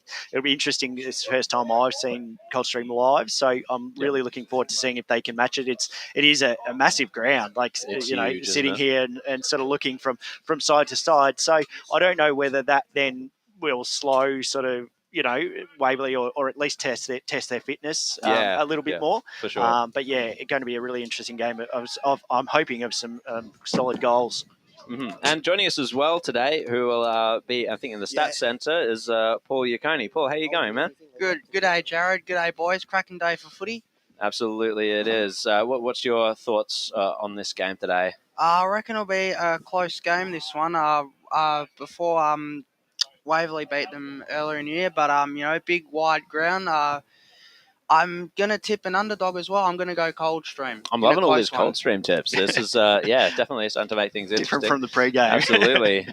Blake, what about yourself, mate? Because, as Paul mentioned, it was a close one earlier on in the year, and I did hear from a couple of sources, as I was going around the rooms earlier, that Coldstream did have quite a few injuries that day. Yeah, as well, and also having as Chad said before, he said that they haven't had a team where they've actually been at full strength. So it's going to be interesting to see where they're going to be at. And I definitely think Coldstream can take it up to Waverley, but I'm still going to go with Coldstream, that's for sure. Yeah, right.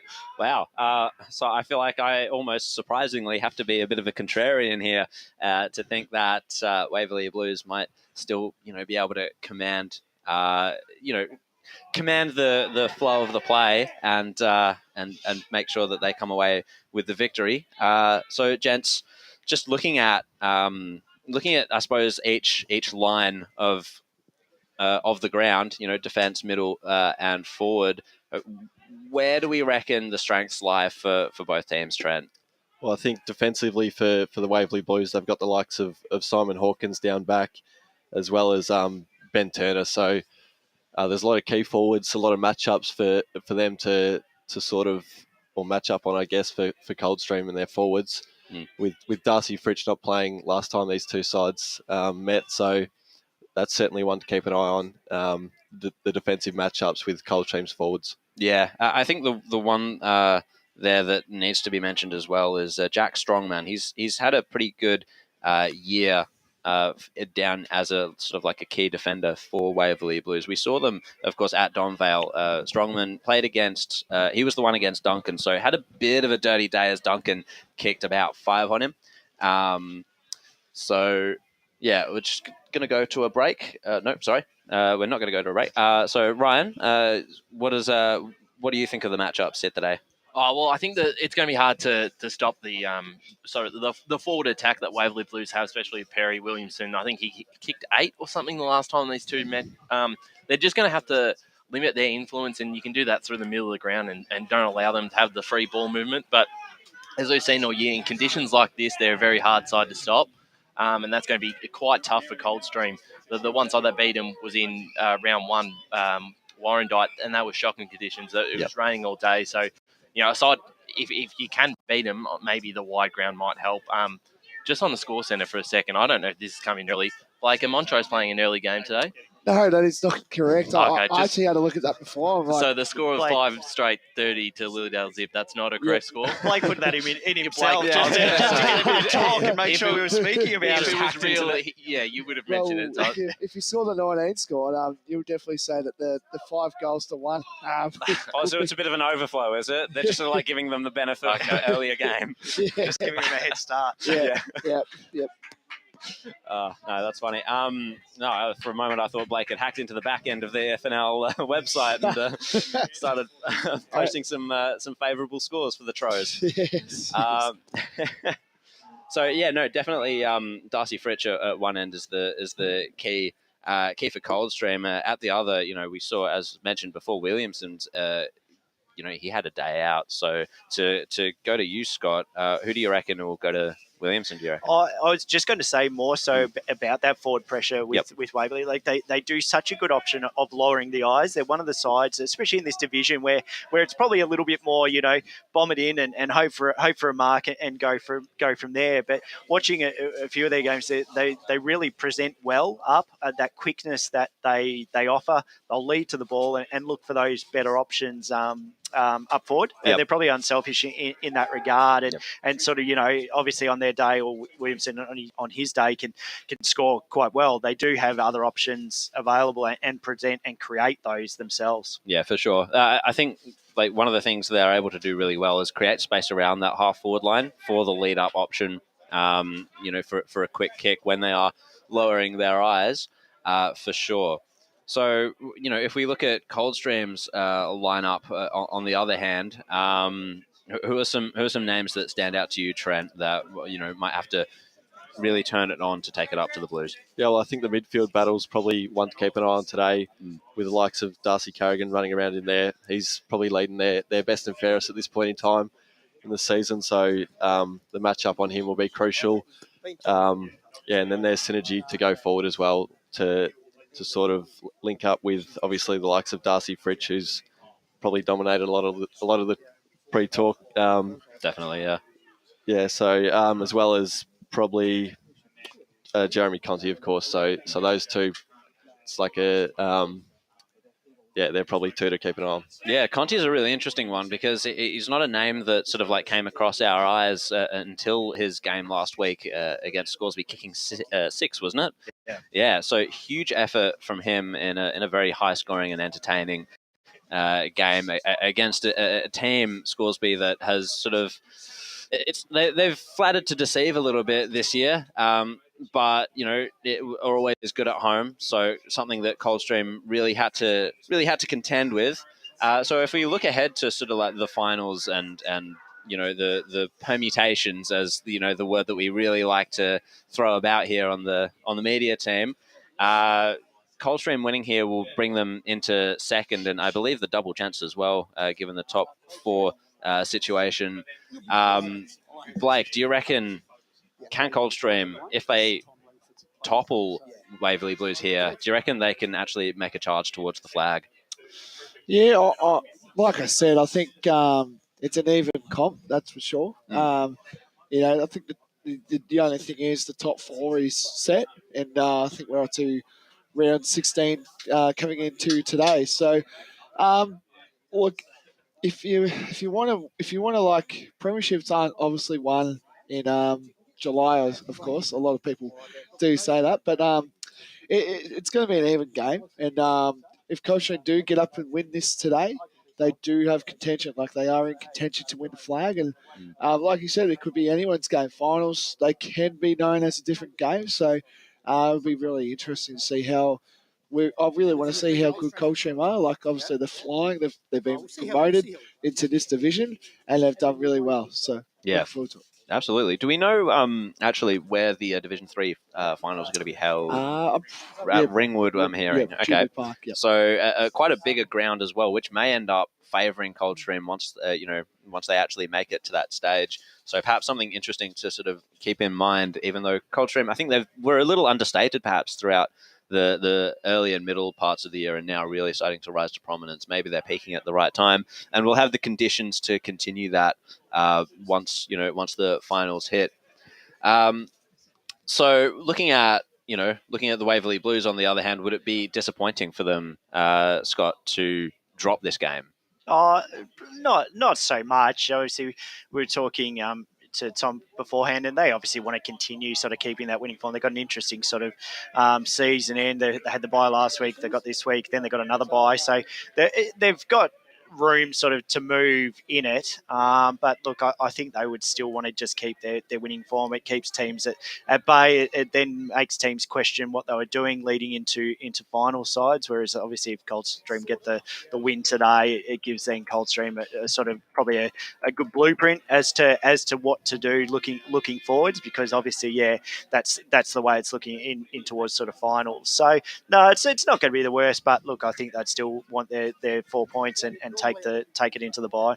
Yep, absolutely. It's and I suppose with that weird bye situation that Waverley Blues have ahead of them, any sort of win and any momentum that they can take from that will be important.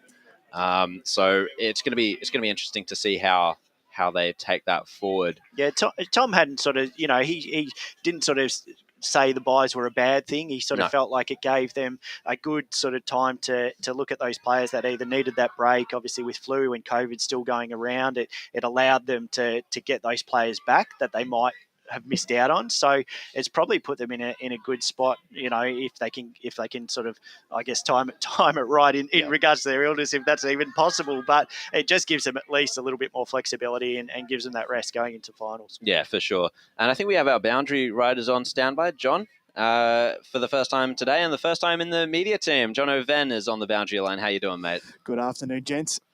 I'm doing great. What a day. It is absolutely perfect. Now, I mean, I live a long way away from here, but I tell you what, the conditions make up for the fact that I've had to travel a fair while.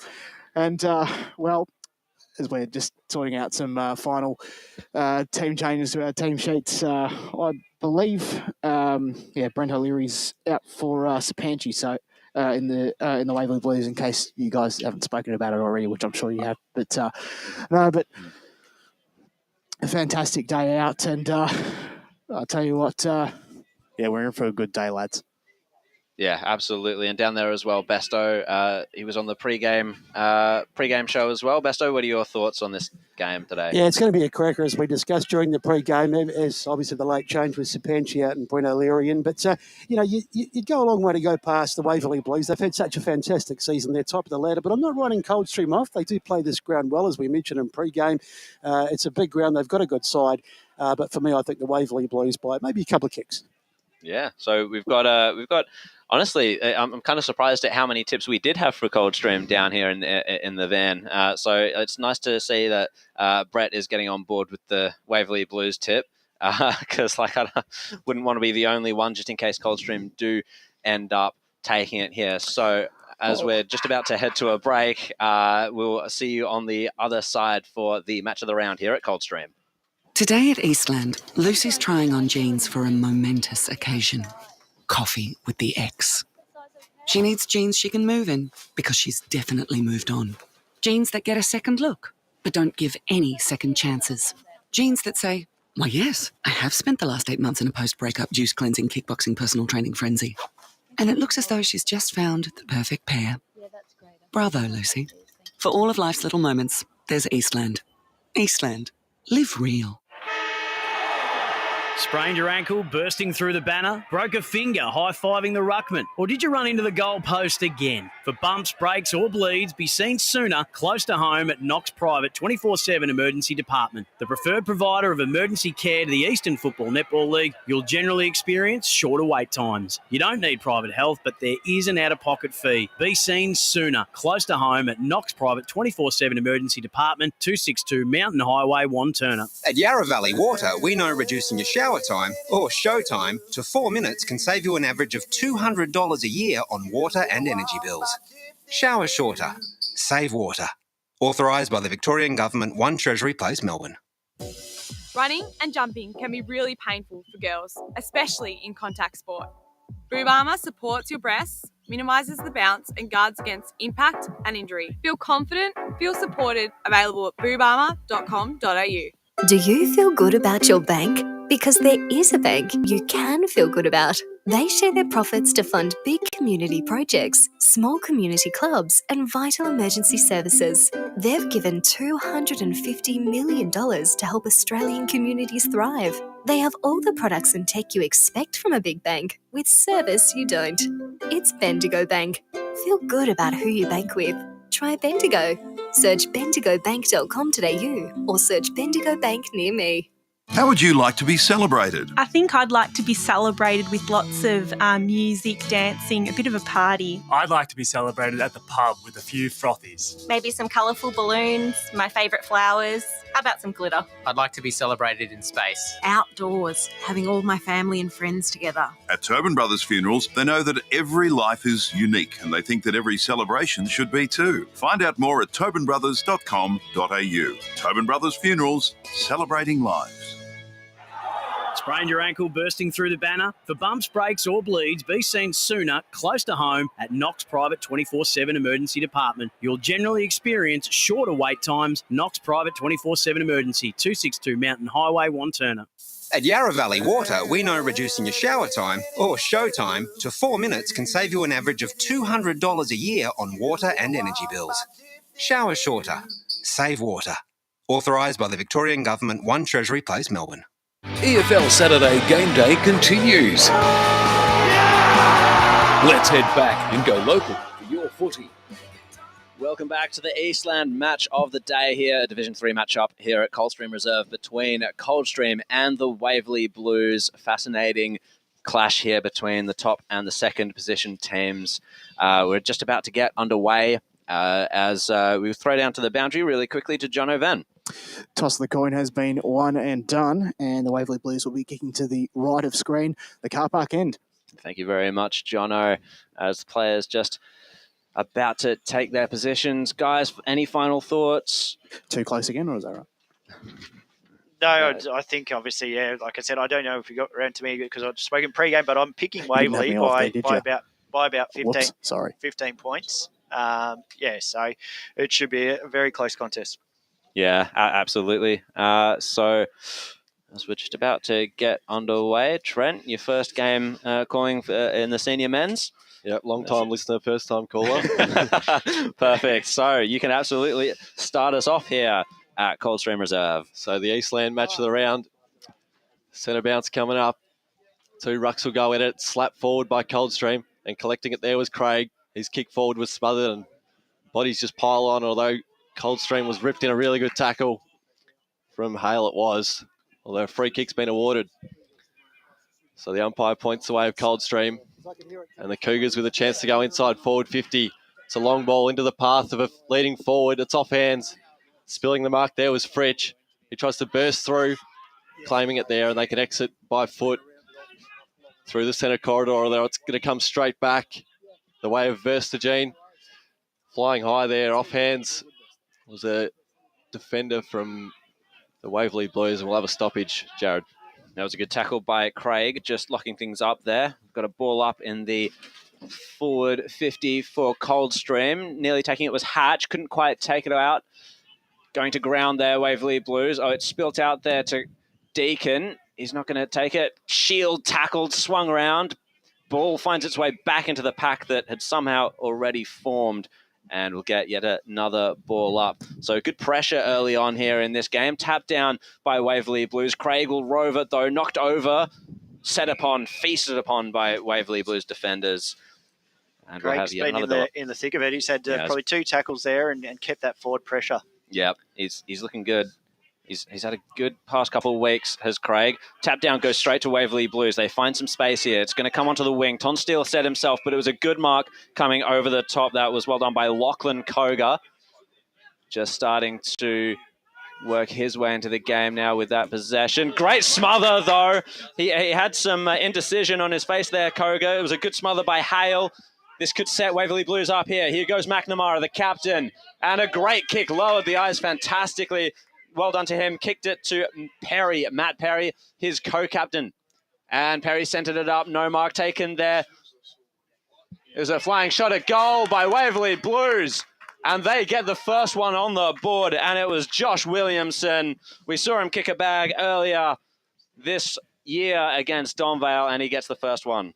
Yeah, just with that one there, you definitely see, Lucky Koga marked it. Great mark, you would say, but he just had all the time in the world. He should have just took the kick on and did that. And as soon as that happened, it was just all running traffic there for Waverley Blues, which was really good to see, and great goal there. Absolutely. So the 2 forwards, Williamson and Perry, linking up there to draw first blood here at Coldstream Reserve. We're usually pretty busy after the game because we're doing interviews and stuff. So 1-0. It'll be Nick Dorr to toss it high again. The 2 rucks will fly. Coldstream won the hit out again, and they can win the clearance. Driving a low ball forward, it'll dribble onto the far wing side. Leading the race there's Turner. He can't collect it cleanly. He shovels a handball out, and his teammates set upon, and a good tackle by Fritsch it was, who's doing some pressure work up the ground. So we'll have a ball up, 60 out from Coldstream's home. There's Craig on his hands and knees again. Just threw it out, and the umpire's aware to it.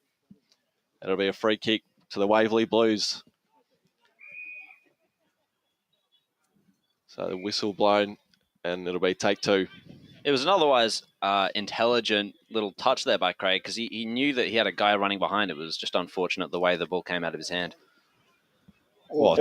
Terrible kick forward. It'll just a worm burner there.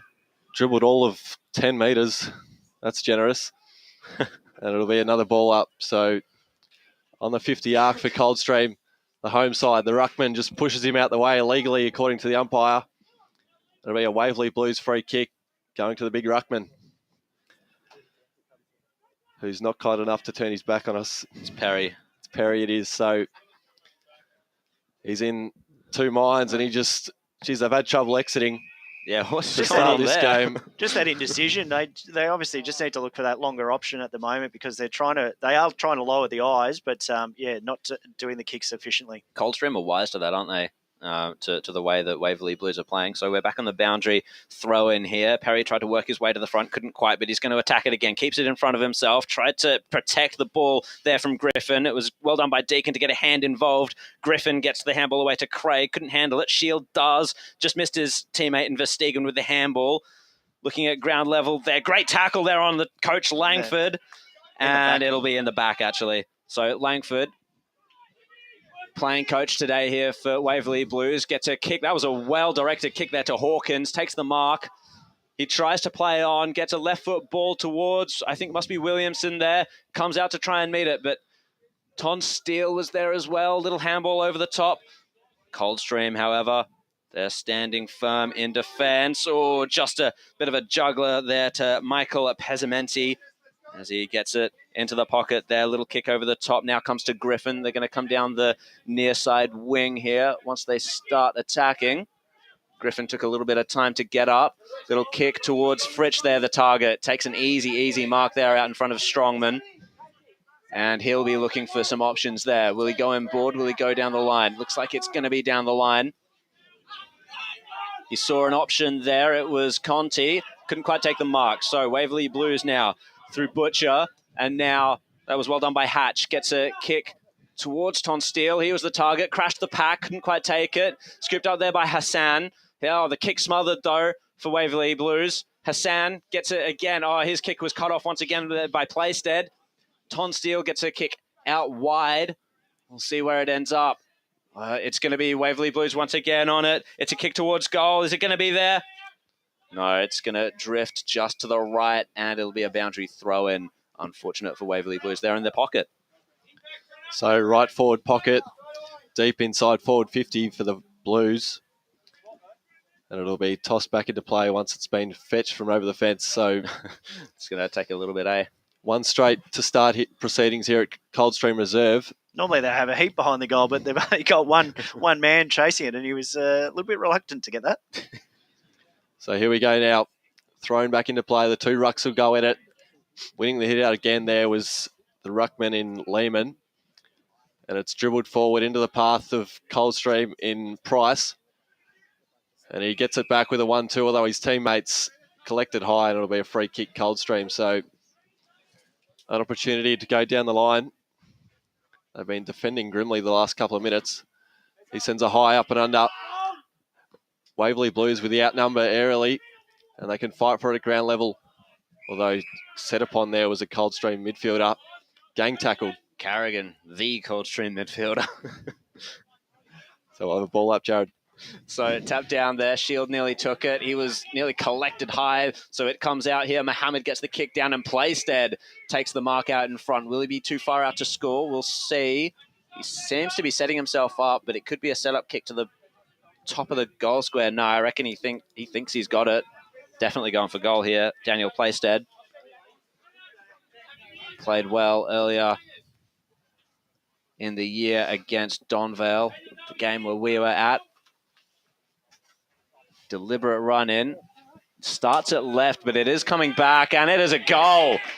Waverley Blues get the second on the board. Playstead with his first. And it's a great start here at Coldstream Reserve for the away team. Just for the record, I never doubted him, Jared. Boundary. Let's go down to the boundary with Brett Beston. Just interesting talking about the wind. You saw that one sort of start out to the left and come back. There was a bit of a breeze, and it's kind of behind the Waverley Blues in this first quarter. Not too significant, but there's enough there just to make a bit of a difference. Thanks for that, Besto. So definitely something to keep in mind there, the windy conditions. No doubt. So 2 straight the way of the Blues. And we'll have another ball up. So the 2 rucks will fly. It's palmed down the throat of Waverley Blues midfielders, and they share it round. A long ball forward now. The shortest route to home will be cut off, though. Lands on the chest of Pesamenti, who's been lively early. He goes laterally to his teammate on the far side in front of the Bendigo Bank scoreboard. And he can go short to his teammate in McInerney. So McInerney has it. He's called to play on. Wheels around on his preferred left. Goes down the line and standing in front there, Playstead. We've called his name a few times. He's got to come back behind his mark there before he played on. So a good intercept mark there. Just lobbed on the chest of Playstead. He's got an option inboard and finds Hatch well. So Long now. They go deep inside forward 50, or on the arc rather. Trying to spin out of traffic there and doing it well was Kinsella. And his ball inboard finds It's Mohammed. Yeah, great option there. Lowered the eyes and found a better scoring option. So Mohammed fancies his chances from the angle. 40 out he sits. For the perfect start, it has to be said. Proving our tipsters wrong pre-game. Mohammed. Some of them. Boundary. Strolls in and his kick is straight over the goal umpire's hat. There's their third for the afternoon. Mohammed's first. A great kick there. That's what you want from your forwards. And look, they found that with that better option. Let's quickly hit up best over the boundary. Yes, boys, I'd like to point out that I did pick the Waverley Blues before the game started. I was with you, Besto. Let's go to Ryan Long in the score centre. Just a couple of Premier Division scores so far. Park Orchards 2-2-14 lead Vermont 1 behind, and Bourne with the first against Noble Park 1-2-8 to 2 behinds. Cool. Thank you very much, Ryan. So, the start. So Just with that as well, they're really doing well with the short chip kicks as well, which is really winning the game right now as we speak. It's hurting Coldstream, isn't it? Yeah. And it's a similar start to what we saw Waverley Blues, as I keep referring back to that game with Donvale. The tap down went slightly the way of Coldstream, as we'll have a ball up. Let's quickly go to Paul Iaconi in the stat centre. Well, Waverley are getting Coldstream on the turnover here. 3 turnovers from Coldstream and a couple of forward 50 entries, which have been pretty even, 4-3 in favour of Waverley, but they've had 2 marks inside 50, Waverley to none for Coldstream. There was another forward 50 entry there for Waverley Blues, not marked. And the Waverley Blues forward was set upon by Coldstream and will get a ball up there in the pocket. Tap down comes from, I think that must have been Price, goes to Craig. Now a Carrigan on the outside, just gets it down to right half back. Edmonds was there leading up, but nothing doing as the ball trickles over the line. Coldstream doing their best to escape defence. Paul, when you get a moment, can you tell us the tackles? Chad Rogers spoke pre-game about wanting to apply the pressure, and that's sort of how he felt they were going to stay in it. They have applied some tackles, but probably need a few more. Carrigan just out of the centre, out of the clearance there, gets a kick down, bit of a scrappy one. Just an unsure situation there for Coldstream. Didn't really link up properly, and now as a result, it's going to be Butcher to get the ball forward for Waverley Blues. Crashing into it. Must have been Williamson there, I think. Laid the retaliation tackle. Wasn't Williamson. It was Kinsella. And we'll get a ball up on the arc there as the Waverley Blues just attempt to push forward again and make the most of this momentum that they've had. 3 straight 18 to Coldstream. No score just yet as we get yet another ball up. Well, speaking on those tackles that Scotty was talking about, Coldstream lead in that department 7-4. So here we go now. As the ball's just flying about and a gang tackle there. Bodies just pile on top. Centre half forward. It sits the way of the Waverley Blues. So it'll be tossed high once again. Smith there gets the hit out into the path of a Waverley Blues midfielder who was held. So again, they're applying the pressure and getting those tackles, but just giving away a silly free kick there for that harder pressure at the ball. So English now lowers the eyes and with a drilling ball lands in the outstretched hands of Mohammed. So directly in front, 20 out. You can almost pencil this in.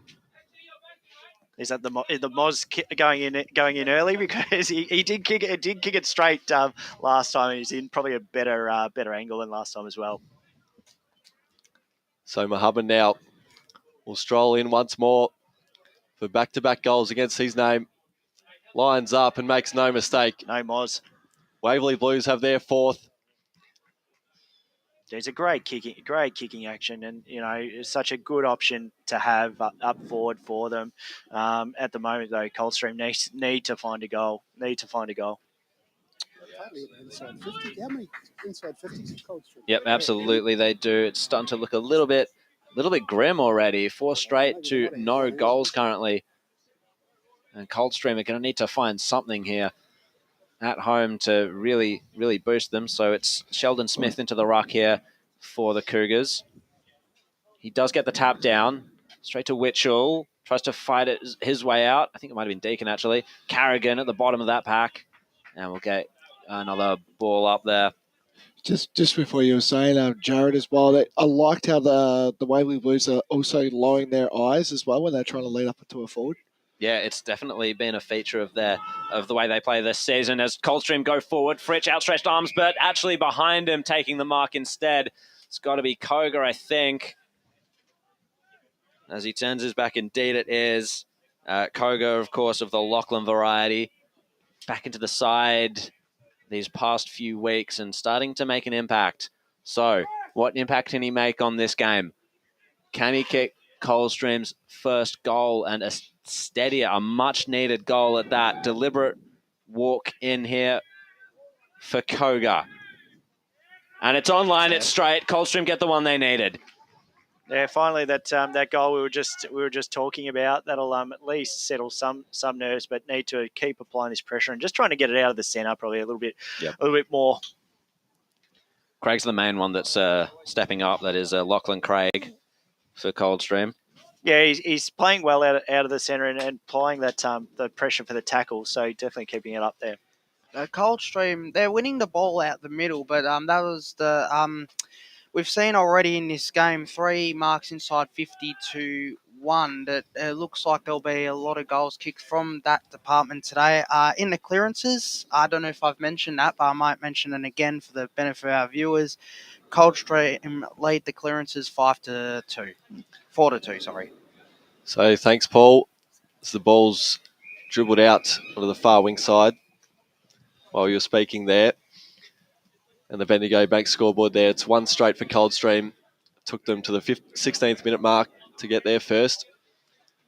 And Waverley Blues have already piled on 4 straight. So it'll be tossed back into play now. 2 rucks will go at it. Playstead palms it down the throat of his opposition players. Bodies just pile on there. Whistle's blown, and it'll be a free kick. So the way of Waverley Blues, and they can drill a low ball inside forward 50, although cutting it off there was Lehman, the ruckman, who just drifted back into the hole and intercepted it. So you can drive it back down the line again. The pack will form, and the tall timber of the Waverley Blues player there holds onto a good mark. He goes inboard now, and it'll be cut off. So he can wheel and go. He's quick to play on. He's a bit indecisive as he goes down the line again. Turnover city at the moment, as it'll be coming back from whence it came. So down the line again, off hands. And the big ruckman Lehman will have to go to work at ground level. Shovels a handball out to his teammate in Verstegen, who just floats it on the head of his teammate. A bit of a hospital pass there. And Waverley Blues with an opportunity to go inside 50 again, although Lehman, he's stood tall down back for Coldstream, Jared. He's proving important, isn't he? Just touches the ball on the ground as he played on. Trying to find a little intelligent kick out there. It did find Pesamenti. He passed it off, and now the kick goes towards the wing. Chasing it is Fritsch. Can he keep it in? No, just shoveled over the line by Strongman. Fair boundary. Let's go down to the boundary with John O'Ven. Just adding to what Besto was saying about the wind conditions, on a perfect day like this, it's going to go on and off, but there's a definite breeze to the right side of the field. Thanks for that, Jono. Lehman just tapped it down, burying his way underneath was Isley. Great tackle by Fresher there. Yeah, it was a solid hit. So the pressure of Coldstream that they're needing to find being met somewhat here by Waverley Blues, of course. Coming out with it was Deacon. Got a handball away. Bit of an up and under kick there. Onto it was English. English gets a high ball towards left half forward. Ton Steele nearly took a solid mark, but it's fallen for Coldstream here as they get tackled over the line And we'll get another ball in. Let's go to Ryan Long with some scores. Just back in Premier Division, South Korea now to 11-point lead, 12-1. And back in Division 3, Scoresby getting the first goal against Warrandyte, 6-1. It'll be interesting to see if Scoresby can upset Warrandyte again, as they have, I think, a couple times over the past couple seasons, as the ball in resulted in a free kick here to Nick Perry, the Waverley Blues ruckman. Left foot ball towards goal. It's just going to drift right, however. I didn't realize he was having a shot at goal. That was a long, long kick. And it's going to be the game's first blemish as Waverley Blues move to 4-1-24. Coldstream at 1 straight 6. Just with that one as well, like the defence down there for Coldstream was, they need to get numbers back to the ball, which is, they need to just get someone on the line and rush it through, because that ball just rolled. So running onto it there was the Coldstream player, although his kick fell short of his mark, and just dumping a long one there was Waverley Blues. It'll fall at the feet of Price, who can just try and tap it to his own advantage, although diving on top of it there was McNamara. And a throw's been picked out by the umpire. It'll go the way of Coldstream. So taking the kick there is Cameron Shield. He's got options down the line. He'll head in that direction. He's ball to Craig, spilling the mark, and off one step, his kick smothered. They can try and work it out by hand, although the slow there was the midfielder for Coldstream. And now English can get the 1-2, linking up with his teammate. Muhammad getting involved once more. He's got an option out wide in space in Meyer. And he can thump a long one into the path of his leading forward. This is Williamson. Who can wheel and turn. So Williamson just dumps a long one. Coldstream have the numbers, and now a high up and under from Deacon. Someone mark this. And I'll tell you what, it's been marked by Waverley Blues. I think it was Fresher might have taken that mark. Number 17, Fresher. There's a high up and under.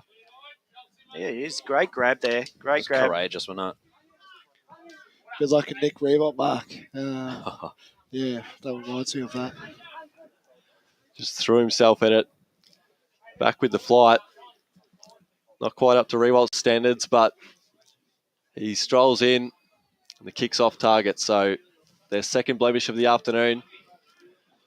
They travel to 4-2-26 as we'll head over to Ryan Long. Back in Premier Division again, Ballwood a bit inaccurate, but still lead 3-7-25. Noble Park just the two behinds. It's an interesting one. Indeed. So, taking the kick in here is Daniel Verstegen. Just searching for some options. Coldstream, a little bit lucky, I reckon, that the Waverley Blues have missed a couple of their opportunities. So it's Sheldon Smith who is the option down the line, or the target at least. Coldstream, get it from the fall of the ball. Conti onto it, trying to rove it. Strongman, however, gets his boot onto it. Forward goes Tonsteel, nearly takes another screamer.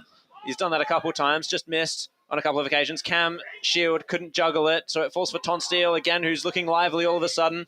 He kicks a good ball inboard to Meyer, who's on his own, and Meyer lowers the eyes once more, as they do so well, the Waverley Blues, and the mark has been taken in the forward line by Perry. So he can go back and attempt to kick Waverley Blues' 5th goal.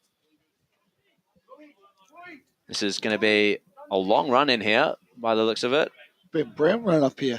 Yeah, of course. This is Matt Perry, as opposed to Nick, the ruckman. So this will really, really hurt Coldstream to have Waverley Blues go 4 goals up on them. Perry comes in. The kick is on its way. It looks straight. That's a goal. And it is. And the Waverley Blues really pressing home their advantage in this first quarter. And let's go to Ryan Long in the score centre. Yeah, big start to Fentrigale in Division 3. 3 straight 18 to Donvale, yet to score. Oof. Gee. I spoke about that. I called that one. I'm happy with that. Listen to pre-game. So back into the centre here, as we are looking a little grim here at Coldstream Reserve. The Cougars are going to have to Chad Rogers is going to have to find something here for Coldstream. We had the boundary riders mention the breeze to the right of screen. Not sure it's quite a five goal breeze as they look to go forward again through McNamara.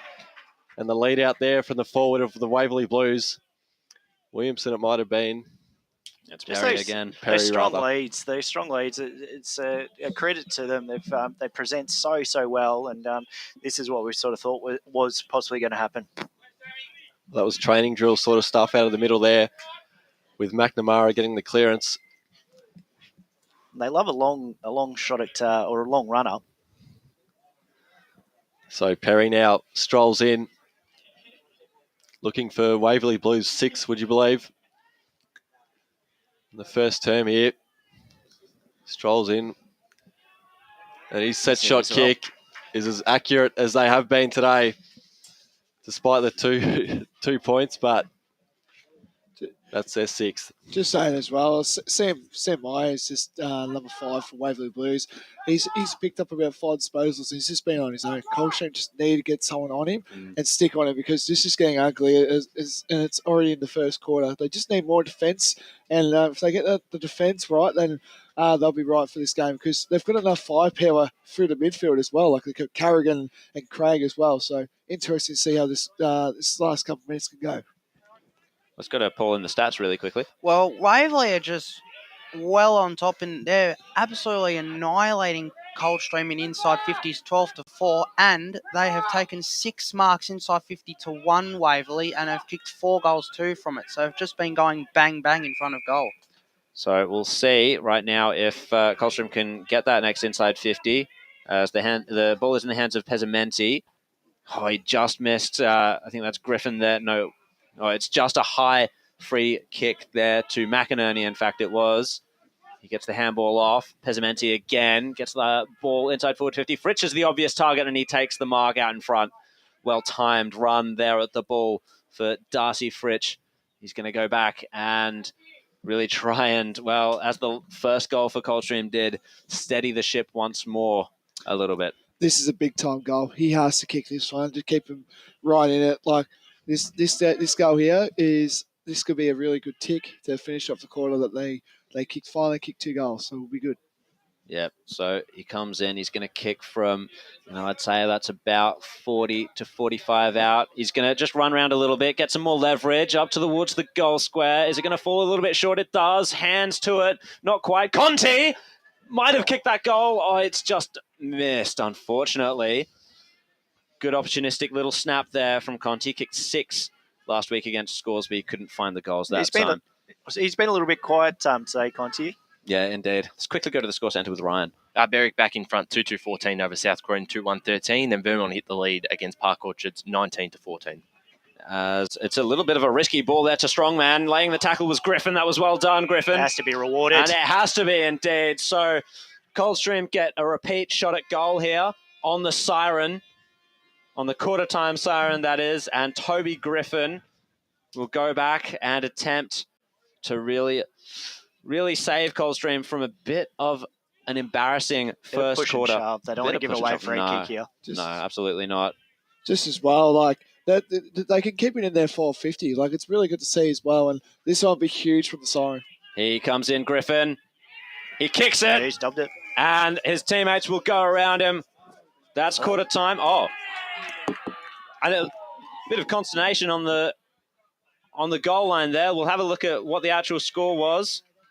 I think a free kick was picked out. Bit of rough contact by one of the Coldstream players there, and the goal's been disallowed. I don't know what it was for. It didn't sort of seem like it.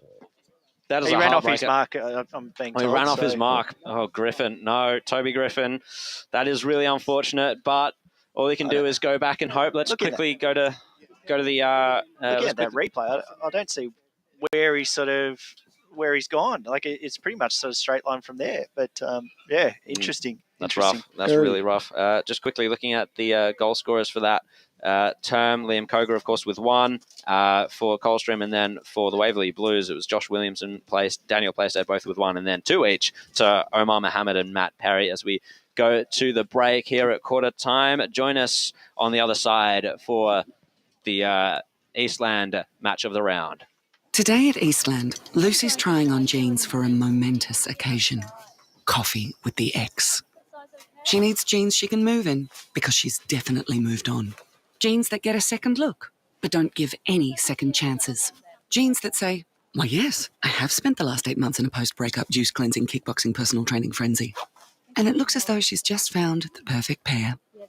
Bravo, Lucy. For all of life's little moments, there's Eastland. Eastland. Live real.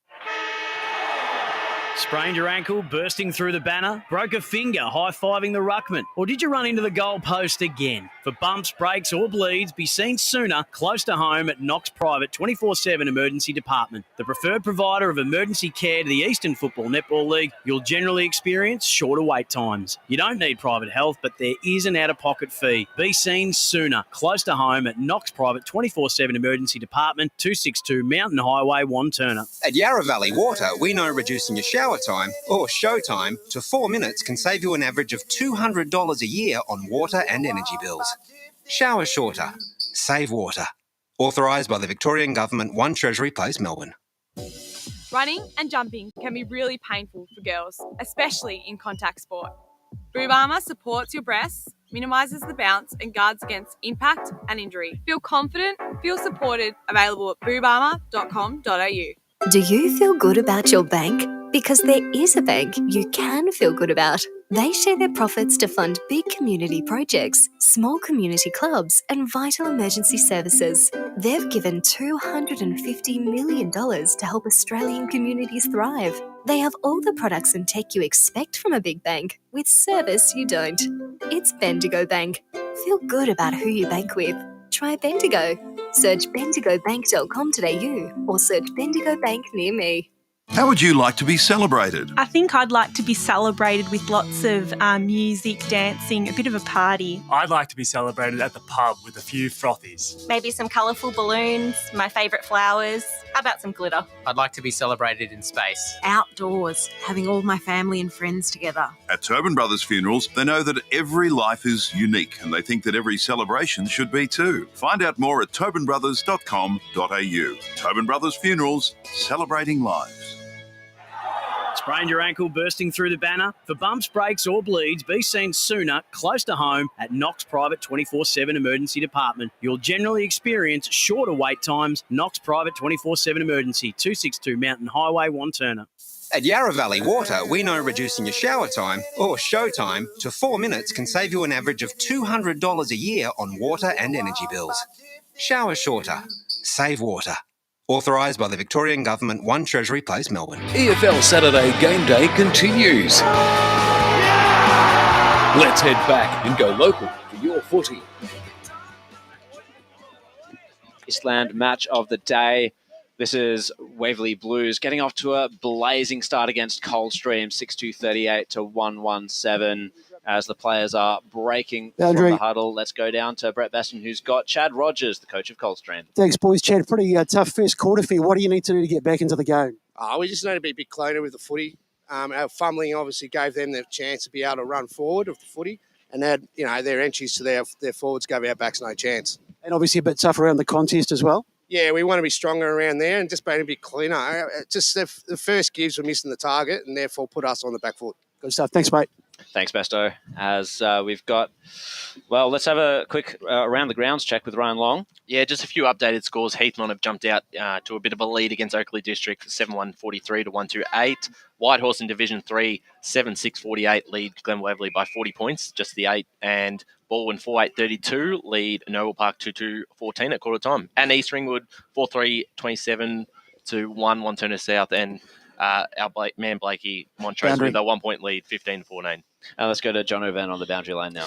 Gents, I was just in the huddle, the Waverley Blues huddle, and Tom Langford not too happy that they dropped off at the last few moments there. They really need to pick up the ruthlessness. He said that they're known to be absolutely ruthless, and they need to just really take it up a notch. I mean, there's 3 quarters to go. He's used a fair bit of emphatic language to get the boys on side. He got the boys immediately in, and to fire them up, and I'm sure he's done that. 3 quarters to come. In search of perfection is Tom Langford, apparently. He's 31 points up with the Waverley Blues, as Trent will take us away for the second quarter. So one-way traffic. Let's see if Coldstream can somewhat turn it around as they try and fight for it at ground level. Trying to wrestle it out of there was the Coldstream midfielder. Laying on his back was Rufus. So 2 rucks will go at it again. There's Craig getting involved once more. Started this game well, and trying to fend off there was the Waverley Blues midfielder. High fend. Pinged holding the ball, high fend off, take your pick. So they dump a long one inside forward 50 in search of a leading forward who barreled over anything in his path. Free kick. And he's been awarded a free kick for it. Okay. No, it was for the second action. It was the second one. Not this one, but the second one. Got him in the back. Yeah, pushing it back. So this is Lockie Cogar once again. Cogar. Former Lillard boy too. With already 1 to his name, looking to add to that today. This would be the perfect start in the second term for the Cougars here. Directly in front. Distance might be a bit of a problem. It's a high up and under, looks to be skewed off the boot. It almost worked out in the end to the leading Edmonds. There's a free kick's been picked out. A reversal. Rufus in trouble down there. With Rufus on all fours, so fingers crossed he is A-OK. Looks to be slowly getting to his feet now. Edmonds go wave free, but then it's been retaliated, and he's got the free kick now, having a shot at goal. So Edmonds with a chance to do what Cogar couldn't. Cogar rather. Cogar the Cougar. It's a mouthful. That's a cliche there. So on a 45-degree angle, Edmonds now walks in. And it's an uncomplicated set shot. They've got their second of the afternoon. It's also his 100th game as well for Mitchell Edwards. So good start to his 100th game, and looking forward he can carry that on. So the milestone man on the board, Blakey. Yep. Just saw it on the socials down at Coldstream, so thought I'll bring it into the game today. Well, Chad Roger will be pleased with that start. Obviously, considering what Tom sort of said at quarter time, he'll be furious with his players to give away such a silly free kick in what was an easy opportunity for Coldstream. So a favourable start here for Coldstream in the second quarter, making up a little bit for some misfortune there at the end of the first. So Lehman gets the tap down, but roving it was Meyer. He gets it off to a teammate there, searching a little bit wide here. Looks like it's Kinsella onto it. Tackled as he kicked it. Ends up there with Fig. Flying shot at it by Hassan. That was ambitious, but didn't quite come off. So Coldstream are going to need to clean up a bit of a mess. Back onto it was Hassan again. Sees Craig down the line, but further afield was Edmonds. Takes the mark, hands it off to Verstegen. Waits a little bit, kicks it into the face of his opponent, gets it back, shoved in the back, no free kick. Mohammed comes steaming through, right into a tackle. Little chip off the deck there by Coldstream. Goes forward. Great tackle there laid on McInerney. And another tackle there. We'll see a ball up on this near side wing. Pressure's gone up a little bit at the start of this second, which is great to see from both sides. Absolutely it is. So Lehman just coming in there, just tapping it down, searching for the free kick, but it's Mohammed to take it away. Off to Hatch. Meyer now. He's in space once again. Meyer, he's done this well. Kick inside forward 50. It just goes out the back of the pocket. Picked up by Ton Steele. Not quite getting the kick away. Crashing in now, Coldstream. That was well done there by Hart. And it's going to just find the boundary line for a throw-in in the pocket for the Waverley Blues. Again, Meyer is just getting open every time. Like, he's just been a dominant man for Waverley Blues this quarter. I think he was on the wing the first quarter, but now I think he's starting to get into the midfield now. So the Coldstream, they're just going to get someone on him. Interesting to see how that plays out. So Mohammed came crashing through. Really good tackle laid by Verstegen. We'll have another ball up there. Dangerous times here for Coldstream. Just going to have to hold on grimly. So another ball up there. Tapped down by, I think that was Playstead. Into the pocket there. It was Deacon upended. Kick out of the pack there. Couldn't tell from whom. Edmonds onto it, but beating him to it that time.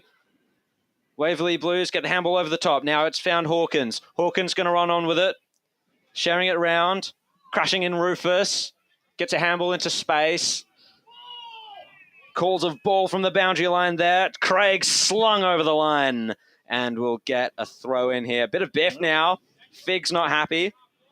And we'll get that ball up, or throw in fact. Trent. So tensions starting to flare there, namely Fig. So it'll be tossed back into play as they look to fight for it at ground level. You'd throw a blanket over 20 of them on that arc of forward 50, the way of Waverley Blues. So we'll have another ball up. 2 rucks will go at it again. Landed in the path of Pesamenti, who was set upon quickly by Muhammad. So boundary now. Yeah, just on the little tete-a-tete, the boys, Coldstream need to keep their composure. The last thing they want to do is lose anyone to a yellow card. So there's Craig getting involved again, and his prior is fending off there with some force, it has to be said. It's left the Coldstream player face down and motionless, so they drive it outside 50, sort of a rushed exit, and going off the deck it was Coldstream to no avail as McInerney getting involved, and they'll link up. Coming wide to this broadcast side wing.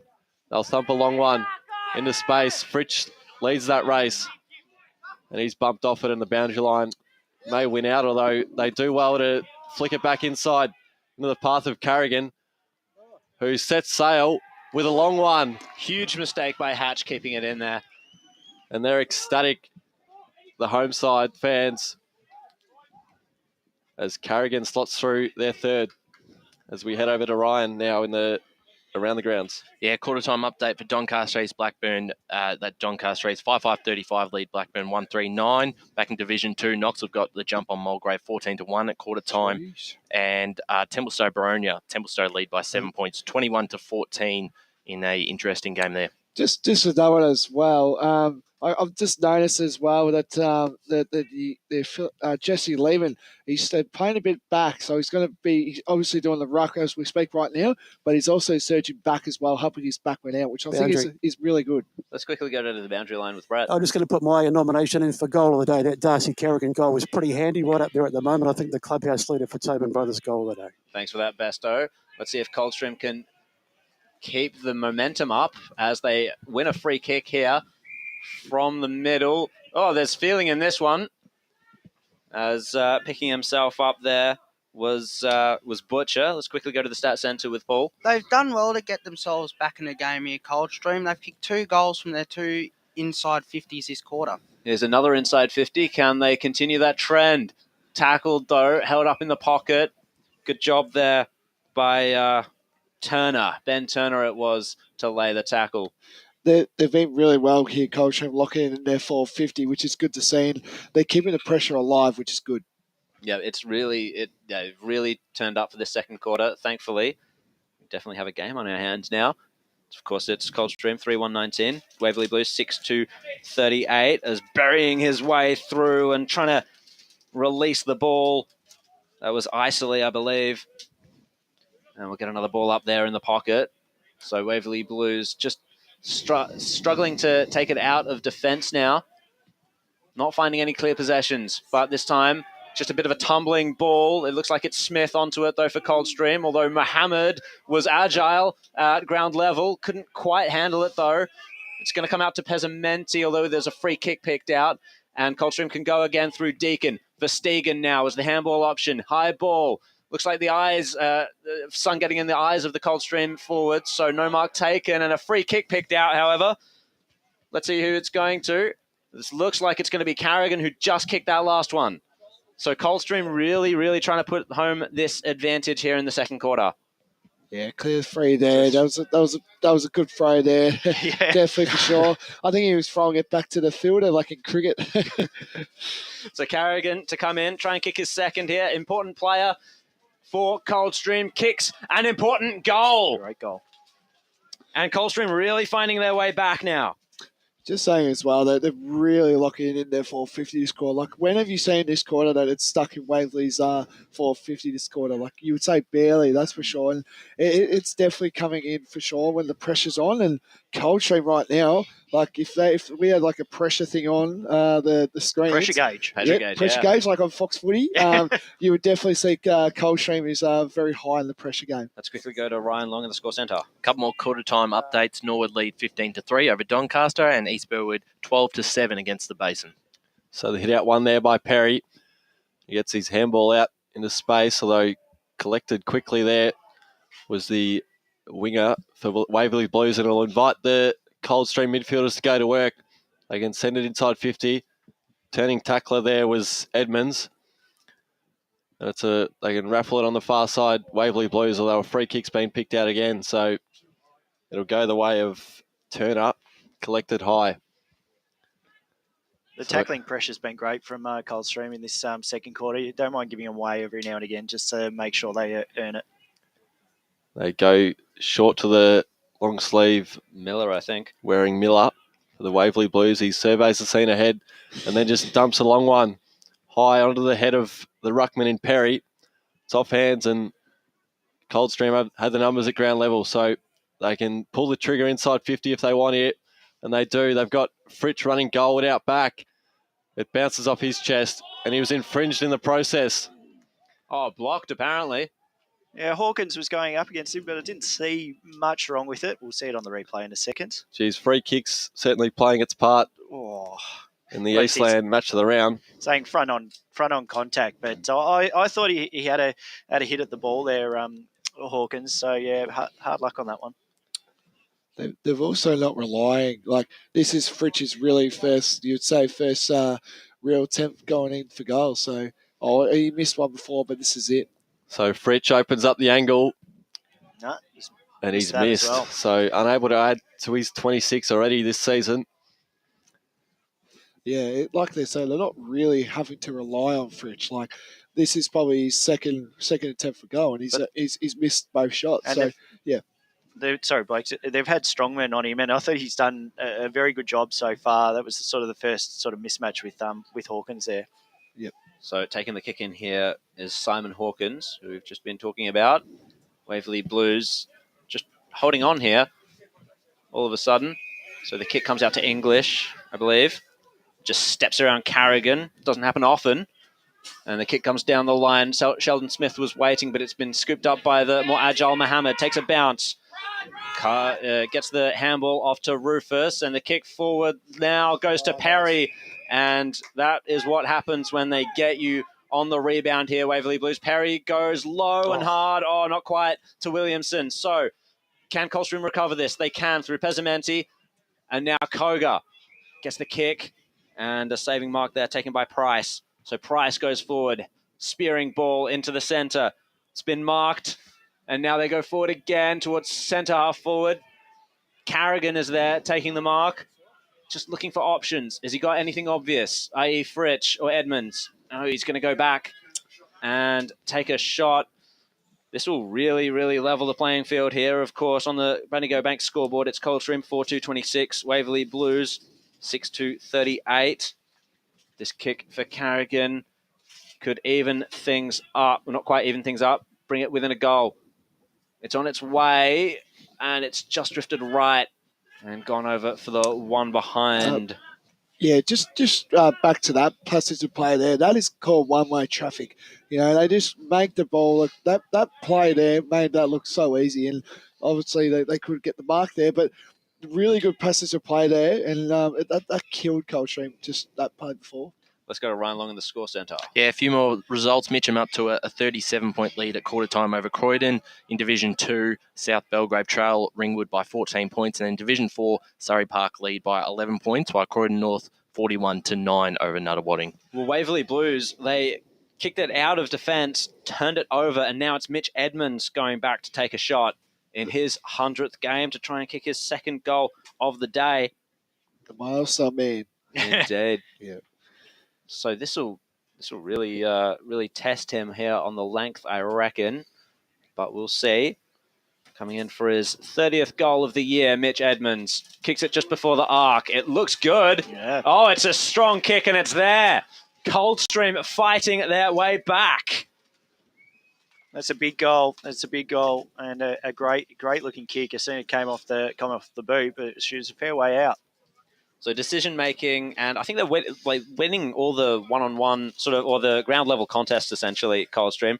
Paul, what have you got for us in the stat The centre? inside 50, they're being really efficient with their inside 50s. They've already had more inside 50s in the first quarter. They've had 7 inside 50s, and they've kicked 4 goals too. And I do know that the breeze is going to the rider's screen, but they're being really good with it, and that's it. That is the scoring end at the moment. 10 goals to 1.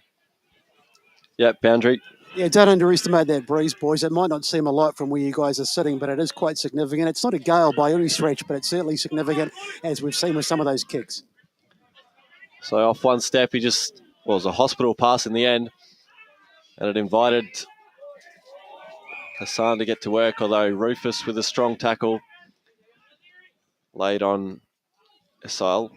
Isili, I think he likes to pronounce. Beg your pardon. Isle, we're being told. Isle. Okay. So no clear winner in the ruck, and they can dump a long one to the hot spot. The forwards can fly. It's off hands at ground level. It's anyone's ball. Bodies could just pile on. 30 out from goal. Miller with a kick forward, and it's cut off by Fig with a good juggling intercept. So he's got Carrigan running shotgun, and he just gets it out of there. That might be some sort of deliberate. It'll be thrown in. Paul. I want to point out that Coldstream are really frustrating the Waverley boys this quarter. 7 free kicks to 2 in favour of Coldstream. They're just also, sorry boys, as well, I really wanted to see that switch down the passion there, but obviously got denied really well, backed up there by Waverley. Indeed. So Craig just sending the ball over the boundary line for another throw-in. And we've got 17 minutes gone in this second quarter. Coldstream have fought their way back to a 5-point deficit. In the ruck, again, it's Lehman versus Playstead. Just out of the middle there, Facey couldn't quite take it. And it's Isle there. Not doing much with it. We'll have yet another ball up as things are just simmering right now. Will there be another surge before the quarter is out? Craig to get the bouncing ball towards the forward line for Coldstream. Not quite there yet. Now a high kick. Who's the target there? It's a 2-on-1 situation. Not quite taking the mark was Strongman. Oh, but at the ground level ball, it was a Coldstream player as it just drifts across the right face of goal. And just for the one behind there. So 5-4-34 to 6-2-38 on the Bendigo Bank scoreboard. Waverley Blues with the lead as they take the kick in.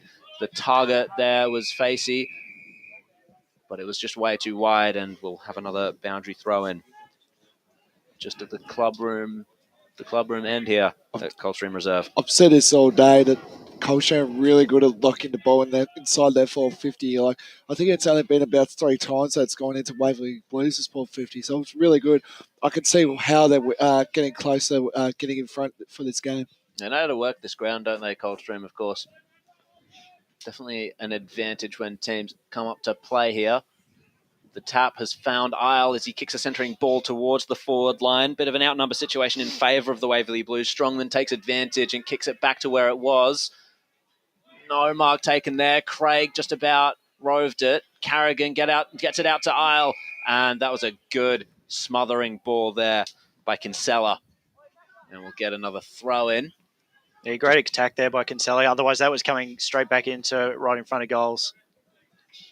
They're really trying to find that centred option, Coldstream, with these kicks back inside forward 50, which is good. Carrigan just kicks it around the corner, partially smothered though, and taken over the line there once again by Miller. So a few stoppages in a row here as Coldstream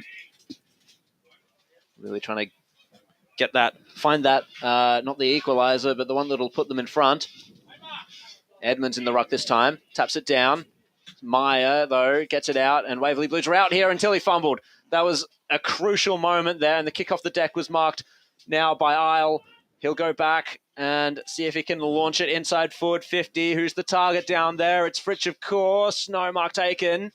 And just a kick out of the, defence. It is going to come back in. Well called. So, kick around the body. I think it was Jai Deacon in this case. Another outnumber situation for the Waverley Blues, and it's off hands and into the pocket for a throw-in. Waverley just can't get that pace out of the back. They've looked good when they got it up there forward, but they just can't find that sort of slingshot and that move, and they're just bombing it back to the. Is it a lack of overlap at the moment? Yeah, probably it is, and they're just probably also Coldstream's pressure is just keeping it really well locked in, as Blake alluded to.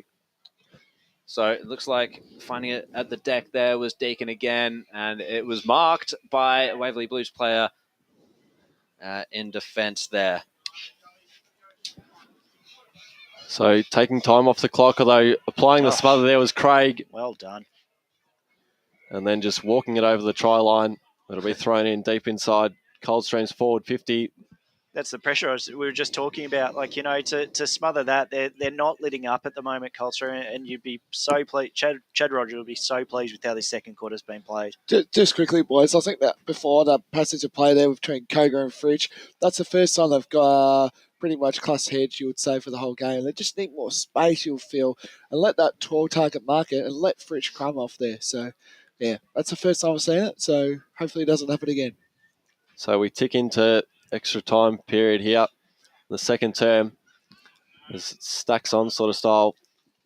30 out from Coldstream's home. It's been a tale of 2 quarters, hasn't it? Indeed. So the rucks fly again. There's a free kick's been picked out rather smartly. Sort of break-up play as we head to Ryan around the grounds. Just an update at Warrandyte, 5-9-39 lead Scoresby 1-1-7, and out at South Croydon they've extended their lead to 5 goals. So he bites off the lateral ball to Strongman. And he goes short to English. So he's quick to play on. He spots a teammate inboard. Rather dangerous ball to Rufus. Finds him well. And they can spread on the outer wing side through Meyer. So teammates off the leash here. One of them Steele. And he can link up back to Meyer. So they drive it deep inside forward 50. End-to-end sort of stuff. And leading the race is Mohammed. And he can walk into an open goal. Transition play at its best from Waverley Blues. That's it. Thank you very much, boys. But that's how they play, and that's the way they need to play going forward. Just using that pace they've got. They're a quick side. They've just got to find that extra, run over the top, and look what happens. First score at a quarter, that for Waverley Blues. This half has been a tale of 2 halves. First quarter, as far inside 50 goes, Waverley Blues 12-6. It's been the opposite in the second. Coldstream's leading that 10-6, but they really needed that goal, Waverley. Indeed. Yeah, so Waverley Blues move themselves to 7-2-44. Coldstream at 5-4-34. 10-point lead there, of course. 23 minutes gone as we're looking at the Bendigo Bank scoreboard. So back into the centre. Flying high was Perry, but Lehman held his position, got the tap down. Carrigan exits the clearance there. His kick nearly found Fridge, but it was at ground level.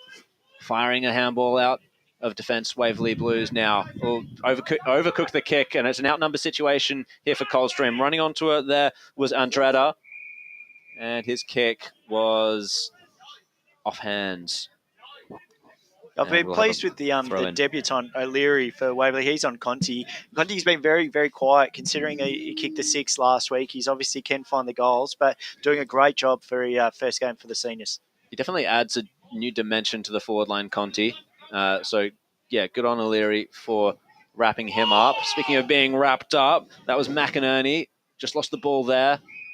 And we'll get another ball up just at right half forward for Coldstream as the ball has spent a lot of time here. Let's go to the score centre with Ryan Long. Just a couple of Division 1 updates. Beaconsfield have a 2-goal lead against Upper Gully, while Montrose have extended their lead 40-26. Blake? Big game. There was a pep talk, obviously, I presume, Blake, for this one. A big game. No, a little bit more light than last week. Last week was more of a pep talk, but this one was a bit, just go out and get the 4 points. And it looks like it's worked. Mind you, I'm happy that Mitcham are winning at the moment. So exiting 50 there is Waverley Blues. That was well done by Turner. Mark taken now by Perry. He tried to play on, managed to do so. A little low ball down here. It just went over the back. Williamson was Okay. there. Oh, it comes here to Langford, the coach. Gets it inside forward 50. Easy as you like. And on his own was Daniel Playstead. And Playstead, well, he sees the option out wide. Who guess who? Once again, it's Sam Meyer. And we've said unselfish. They'll always look for the better option, and the Coldstream need to man up in that forward half once they get it. Absolutely. So Waverley Blues to kick this goal. They'll go out to a 16-point lead if they manage to, and putting down a little bit of an uprising from Coldstream this quarter.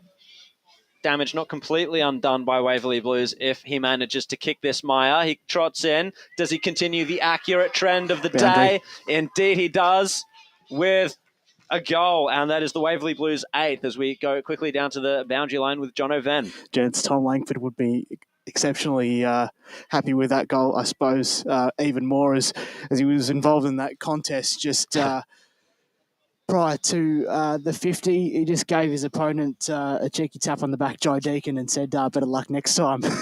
Well, can I just say, I think this Sam Meyer is just, is he like related to Grind? He's got the exact same haircut as him, and he's really dominating at the moment. Well, given they spell the name differently and pronounce it differently as well, it's Meyer and Myers, unfortunately. But good call, though. Yeah. Boundary. Let's go down to the boundary line real quick. They might be distant cousins or something. I know you would reply back to that, best day. Go the Cats! So in the meantime, free kick's been picked out and it'll go the way of Fresher. So he drives it into the path of Playstead. And he goes inboard further. Well done. And Meyer, speaking of, has got off the leash again.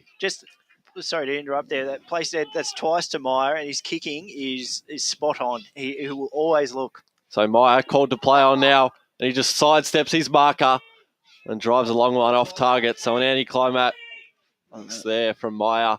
I think he got a bit too ahead of himself then, Meyer. I'm sorry. Nearly 2 in a minute. A rush of blood there by Sam Meyer, but he's had he's kicked the goal before, so maybe we can afford him this one as the kick from Coldstream comes down. Shield couldn't quite take the mark. He was fighting for it at ground level. Great tackle there. A hard tackle by Sam Meyer. He's just laying into Jai Deacon. Let's quickly go to Paul with that stat. Well, in the tackles, it's fairly even. Waverley lead this quarter in tackles 13-9, and they've had 4 of the last 5 inside 50s, Waverley. I called that out a couple minutes ago. I think they've heard me from the box. Another efficient tackle there by Coldstream. It's holding the ball, and it was getting his own back was Jai Deacon, tackling Mohammed. Gets a wide ball out to Carrigan. Darcy, he signals that he's going down the line. Does so. Back out to that half-forward flank. Edmonds was the option there, but it's just bounced over the line. Just saying as well. It's a free kick given away, I think, and it's going to go to, I think this is English. Sorry to interrupt there as well. Carrigan, he's just been everywhere in this game, you can tell, and it's definitely showing that he wants the boys to get up. Absolutely. Definitely one of their better players as he's tackled there, Carrigan, as we're talking about him. It's got some feel here. It's got some feel. It does. It really does. They're starting to lay into each other a little bit. Craig took exception to the tackle, and fair enough, it was a little bit high. So, on the ball up there. No free kick given for that high free kick. Unfortunately for Coldstream, has taken down in the tackle once again. He's going in for it, is Ryan McNamara, the captain. A couple tackles late in the past minute or so. There's the halftime siren. And Coldstream, they fought back in this quarter. Waverley Blues holding them off a little bit. Coldstream 5-4-34. Waverley Blues 8-3-51. As we go to Trent with the goal scorers. Yeah, so it was Carrigan with a multiple to his name along with Edmonds in that quarter from the Coldstream perspective. On the other side of the ledger, the Waverley Blues was a single to Meyer, who was hotly spoken about there, and that was the only goal scorer for the Waverley Blues, the away side. As that'll just about do us here. We'll wrap it up for the second term there. Just repeating the Bendigo Bank scoreboard, it's 5-4-34, playing 8-3-51. We'll be back on the other side of this. Today at Eastland, Lucy's trying on jeans for a momentous occasion. coffee with the ex. She needs jeans she can move in because she's definitely moved on. Jeans that get a second look, but don't give any second chances. Jeans that say, "Why, yes, I have spent the last 8 months in a post-breakup juice-cleansing, kickboxing, personal training frenzy." And it looks as though she's just found the perfect pair. Bravo, Lucy. For all of life's little moments, there's Eastland. Eastland. Live real. Sprained your ankle, bursting through the banner? Broke a finger, high-fiving the ruckman? Or did you run into the goal post again? For bumps, breaks or bleeds, be seen sooner, close to home at Knox Private 24/7 Emergency Department. The preferred provider of emergency care to the Eastern Football Netball League, you'll generally experience shorter wait times. You don't need private health, but there is an out-of-pocket fee. Be seen sooner, close to home at Knox Private 24/7 Emergency Department, 262 Mountain Highway, Wanturna. At Yarra Valley Water, we know reducing your shower time or show time to 4 minutes can save you an average of $200 a year on water and energy bills. Shower shorter. Save water. Authorised by the Victorian Government, 1 Treasury Place, Melbourne. Running and jumping can be really painful for girls, especially in contact sport. Boob Armour supports your breasts, minimises the bounce and guards against impact and injury. Feel confident, feel supported, available at boobarmour.com.au.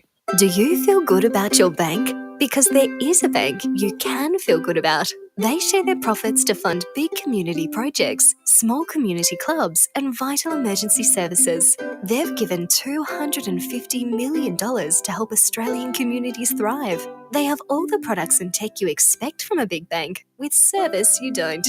It's Bendigo Bank. Feel good about who you bank with. Try Bendigo. Search bendigobank.com.au or search Bendigo Bank near me.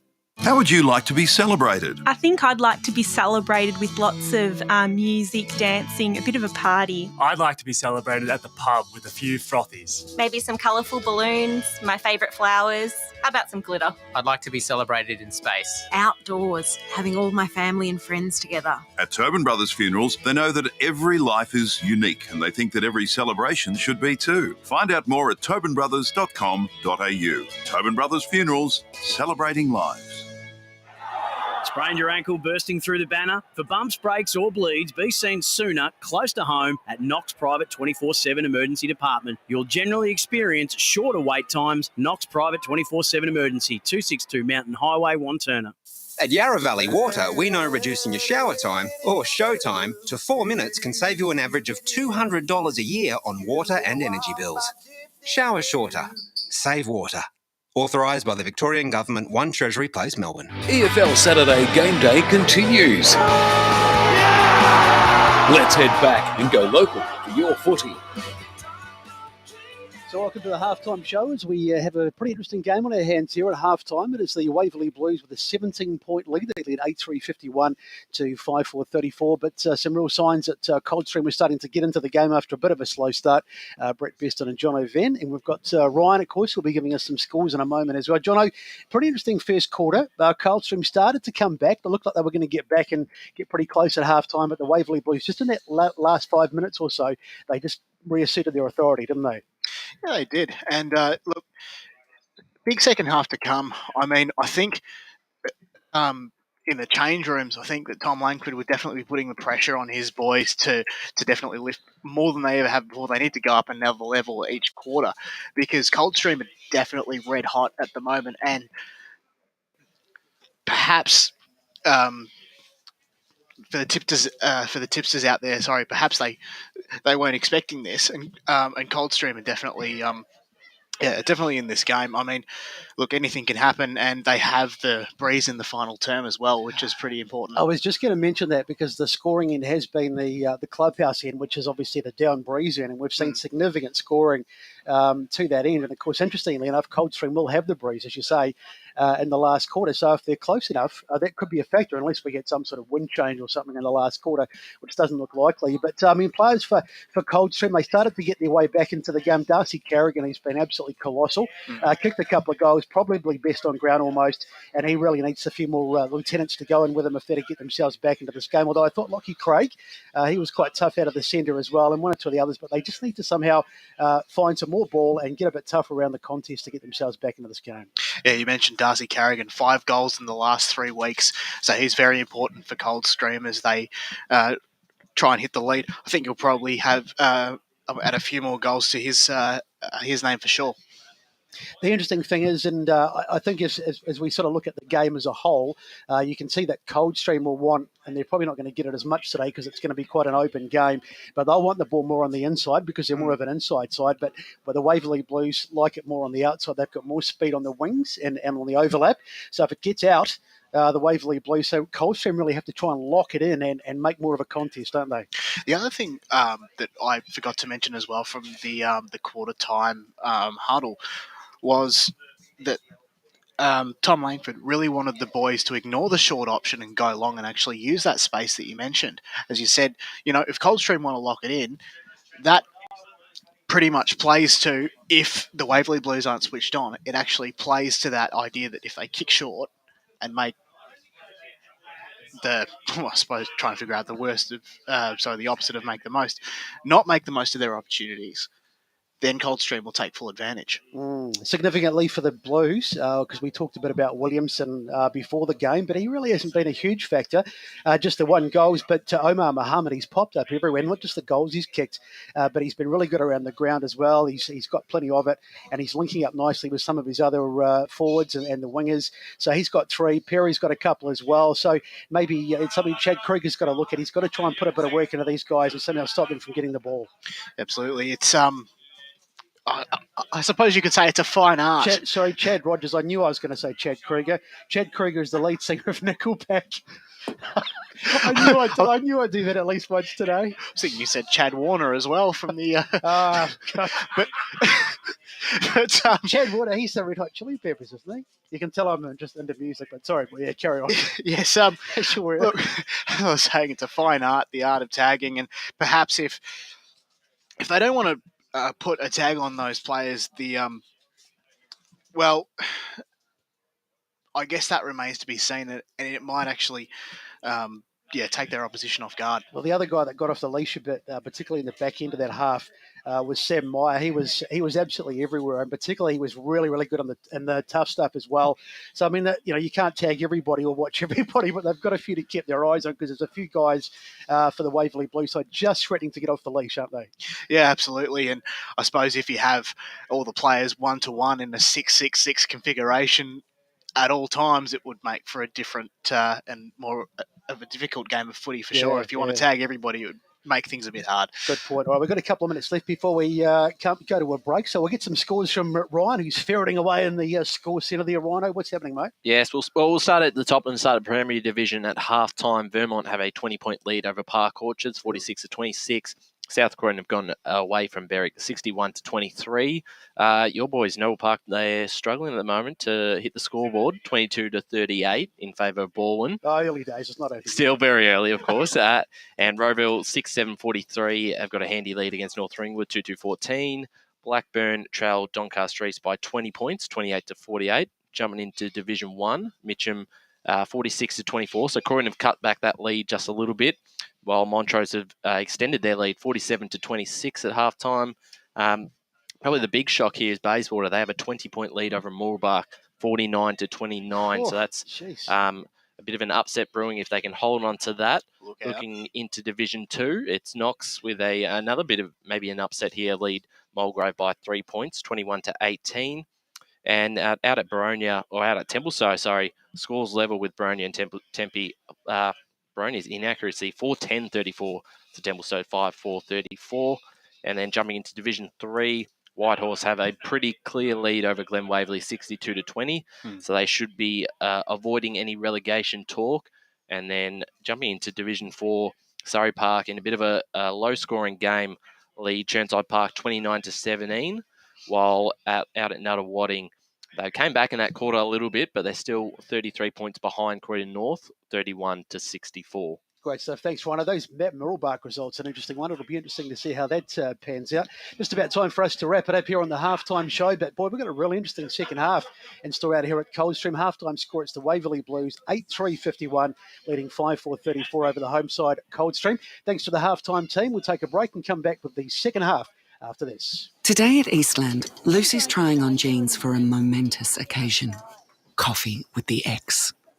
She needs jeans she can move in because she's definitely moved on. Jeans that get a second look, but don't give any second chances. Jeans that say, why yes, I have spent the last 8 months in a post-breakup juice cleansing kickboxing personal training frenzy. And it looks as though she's just found the perfect pair. Bravo, Lucy. For all of life's little moments, there's Eastland. Eastland. Live real.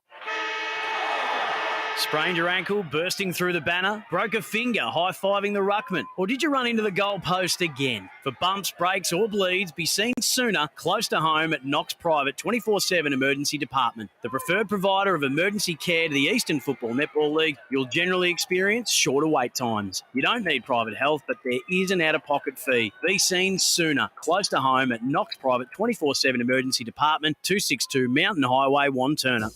Running and jumping can be really painful for girls, especially in contact sport. Boob Armour supports your breasts, minimises the bounce and guards against impact and injury. Feel confident, feel supported, available at boobarmour.com.au. At Yarra Valley Water, we know reducing your shower time, or show time, to 4 minutes can save you an average of $200 a year on water and energy bills. Shower shorter. Save water. Authorised by the Victorian Government, 1 Treasury Place, Melbourne.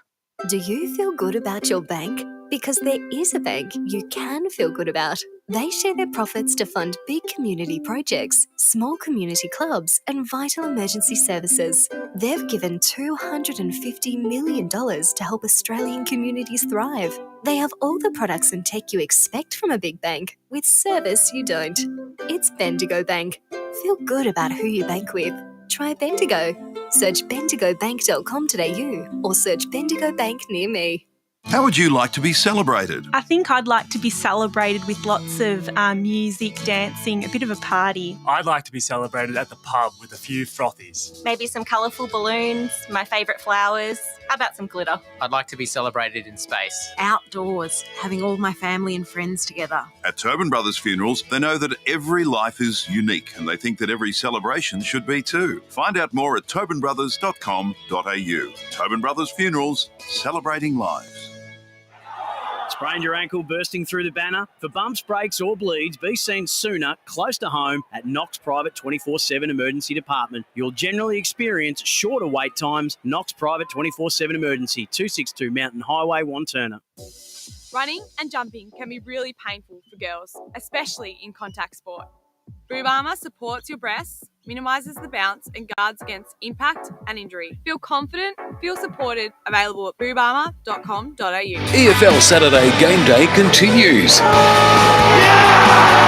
Let's head back and go local for your footy. Welcome back to FNL Game Day. This is the Eastland Match of the round coming to you live from Coldstream Reserve. It's a Division 3 clash between Coldstream and Waverley Blues. A 1v2 matchup here. And currently the scores on the Bendigo Bank scoreboard are Coldstream 5-4-34 to Waverley Blues 8-3-51. They got out to a fast start, Waverley Blues, in the first quarter. Coldstream pegged it back and then Waverley kicked a couple of safe ones. And welcoming back to the commentary position, Trent Callan. How you doing, man? We got the last name correct there, Jared. Good on you. Thank you. But no, it's been a game of momentum swings, hasn't it? Indeed. Almost a tale of 2 quarters. Absolutely. So, Scott and Blake, how are we seeing the rest of this game? Do we reckon Coldstream can peg it back? Oh, I don't think they can, but I want to see a close game. But I tip Waverley Blues all the way, so I think they can go all the way. Bit laughing. I've always tipped Waverley. I tip Waverley. I said Coldstream to challenge Waverley, but yeah. Okay, I think there was confusion. He did say on pre-game he was definitely in the Waverley camp, but I think in our initial chat. Got it. All right. Well, away for the start of the third quarter now. Tap down there by Lehman, swooped up. It's Tonstill in the middle there. We haven't seen him in the midfield yet, so that's an interesting move made by Langford, Langford himself came out, didn't quite take the mark, and it's been shoved forward there by Waverley Blues. No mark to Perry. This is Matt at ground level. Verstegen goes hard. Lehman in the back line as he's floated back there quite a bit throughout the game. Little kick outside of defensive 50. It finds Pesamenti. So he tight ropes the boundary, goes down the wing. McInerney not taking the mark, but gathers his ball, gets it back to Pesamenti, who's run on. Kick partially smothered, I think. We'll see. No, so it's down to Griffin. Gets their ball to Craig. Now Lehman. That was a good spot-up kick by Craig. Lehman now just shoving it inside forward 50 for Coldstream. Conti, dexterous at ground level, gets the kick towards the goal square, and the mark's been taken there by, it's got to be Darcy Fritsch. He gets up, and it looks like indeed it is. So Darcy Fritsch will go back and attempt to kick his first for the game. Hasn't actually kicked one today. It'll be his 27th for the year, of course. He's looking confident as he goes back to try and put Coldstream's 6th on the board. We're just a minute and a half in to this third quarter. Will he kick it with the leg with the tattoos? No, the one without, and it's a goal. So Coldstream with a handy start here in this third quarter. He's easy to pick out. That's a solid tattoo on that leg, but Strongman will be a little bit disappointed. Obviously started really well, but he's definitely unfortunately let that goal in. So hopefully, the Strongman can sort of tighten up that defense, but he's been very, very good for the most of, well, at least half of the game so far. So we've just heard that it's pronounced Sam Meir, so apologies to Meir and his family as Trent takes us away for this throw up. So leading the race there was McNamara, and he's off to the races. So he dumps a long one to an outnumber. Coldstream favour at ground level, although Perry can lead the race to the ball again, and he dives with an outstretched hand to sort of rake it in. And he's set upon in a gang tackle. We'll have a ball up, courtesy of the umpire and Nick Dorr. So good mate of mine there, little shout out. Tosses it high again. The two rucks are going at Craig with a clearance. He misses his mark by hand. Leading the race there was Griffin, who was ripped in a good tackle, and the ball will find itself over the line in front of the spectators there, in front of the club room. So it'll be tossed back into play. 60 out from home, the way of the Waverley Blues. So using his strength there to good advantage was Lehman there, and held without it there. No tackle. No free kick, rather, awarded to Meyer. Looks like the tackling pressure is carried over from that first half, which is good to see. As it looks like McNamara will take the kick. We'll quickly go down to Besto on the boundary line. Or will we, as the mark's there been taken, I think, by Mohammed. Yeah, let's go down to Besto. Just really quickly, boys, I just had a quick word with Chad at halftime, and his message was pretty simple. He said, just be relentless and just do what you were doing in the first quarter. The first half. So Mohammed, he kicked 3 goals in the first quarter. This to put a 4th to his name, and of course a 21st to his name for the year. Slow run in. This will really push Waverley Blues further in front. This will be a 17-point lead. The wind catches it quite clearly, and it drifts right, unfortunately, for Mohammed. It definitely bent at the end there, so that wind down the right side is playing somewhat of a part. I got the so hand signal there from John O'Ven. So kick or so wind due to the wind, yeah. Maybe it was. Maybe it was the kicking action. Yeah. So heading out to the broadcast side and finding Carrigan. He's got options further afield. And he just sends a high one, and up and under. Fritsch will fly. Good mark. And with strong hands, pulls it down. So he's going to send this kick probably where he'd like to be. Heads in the ruckman's direction in Lehman.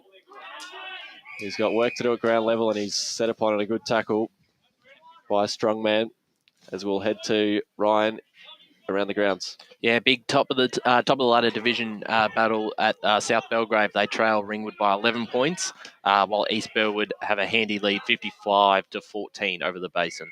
English tried to squeeze a kick down the line there for the Waverley Blues, but it just tight-roped the boundary line and ended up teetering over. So we'll get another ball up there out in front of, I think it's the Coldstream bench. Indeed it is. That's a very, very short throw in. It's going to have to come back, unfortunately, for the boundary umpire. Do it again, mate. So, Waverley Blues looking for that first goal of their first goal of the third quarter. Of course, the first one was kicked by Darcy Fritsch as we get a ball up this time as it was Stacks on. Things once again simmering a little bit. So tap down and now into the path of Witchell. It was a kick along the deck there. It was to Turner. He gets it off to McNamara and a good kick. Oh, nearly marked by Langford. So coming out was a Coldstream defender. Just got the handball into the middle of the ground. It's mostly Waverley Blues, but set upon there was Miller, I think. Well done by Hassan laying that tackle. So a ball up, basically dead centre of the ground.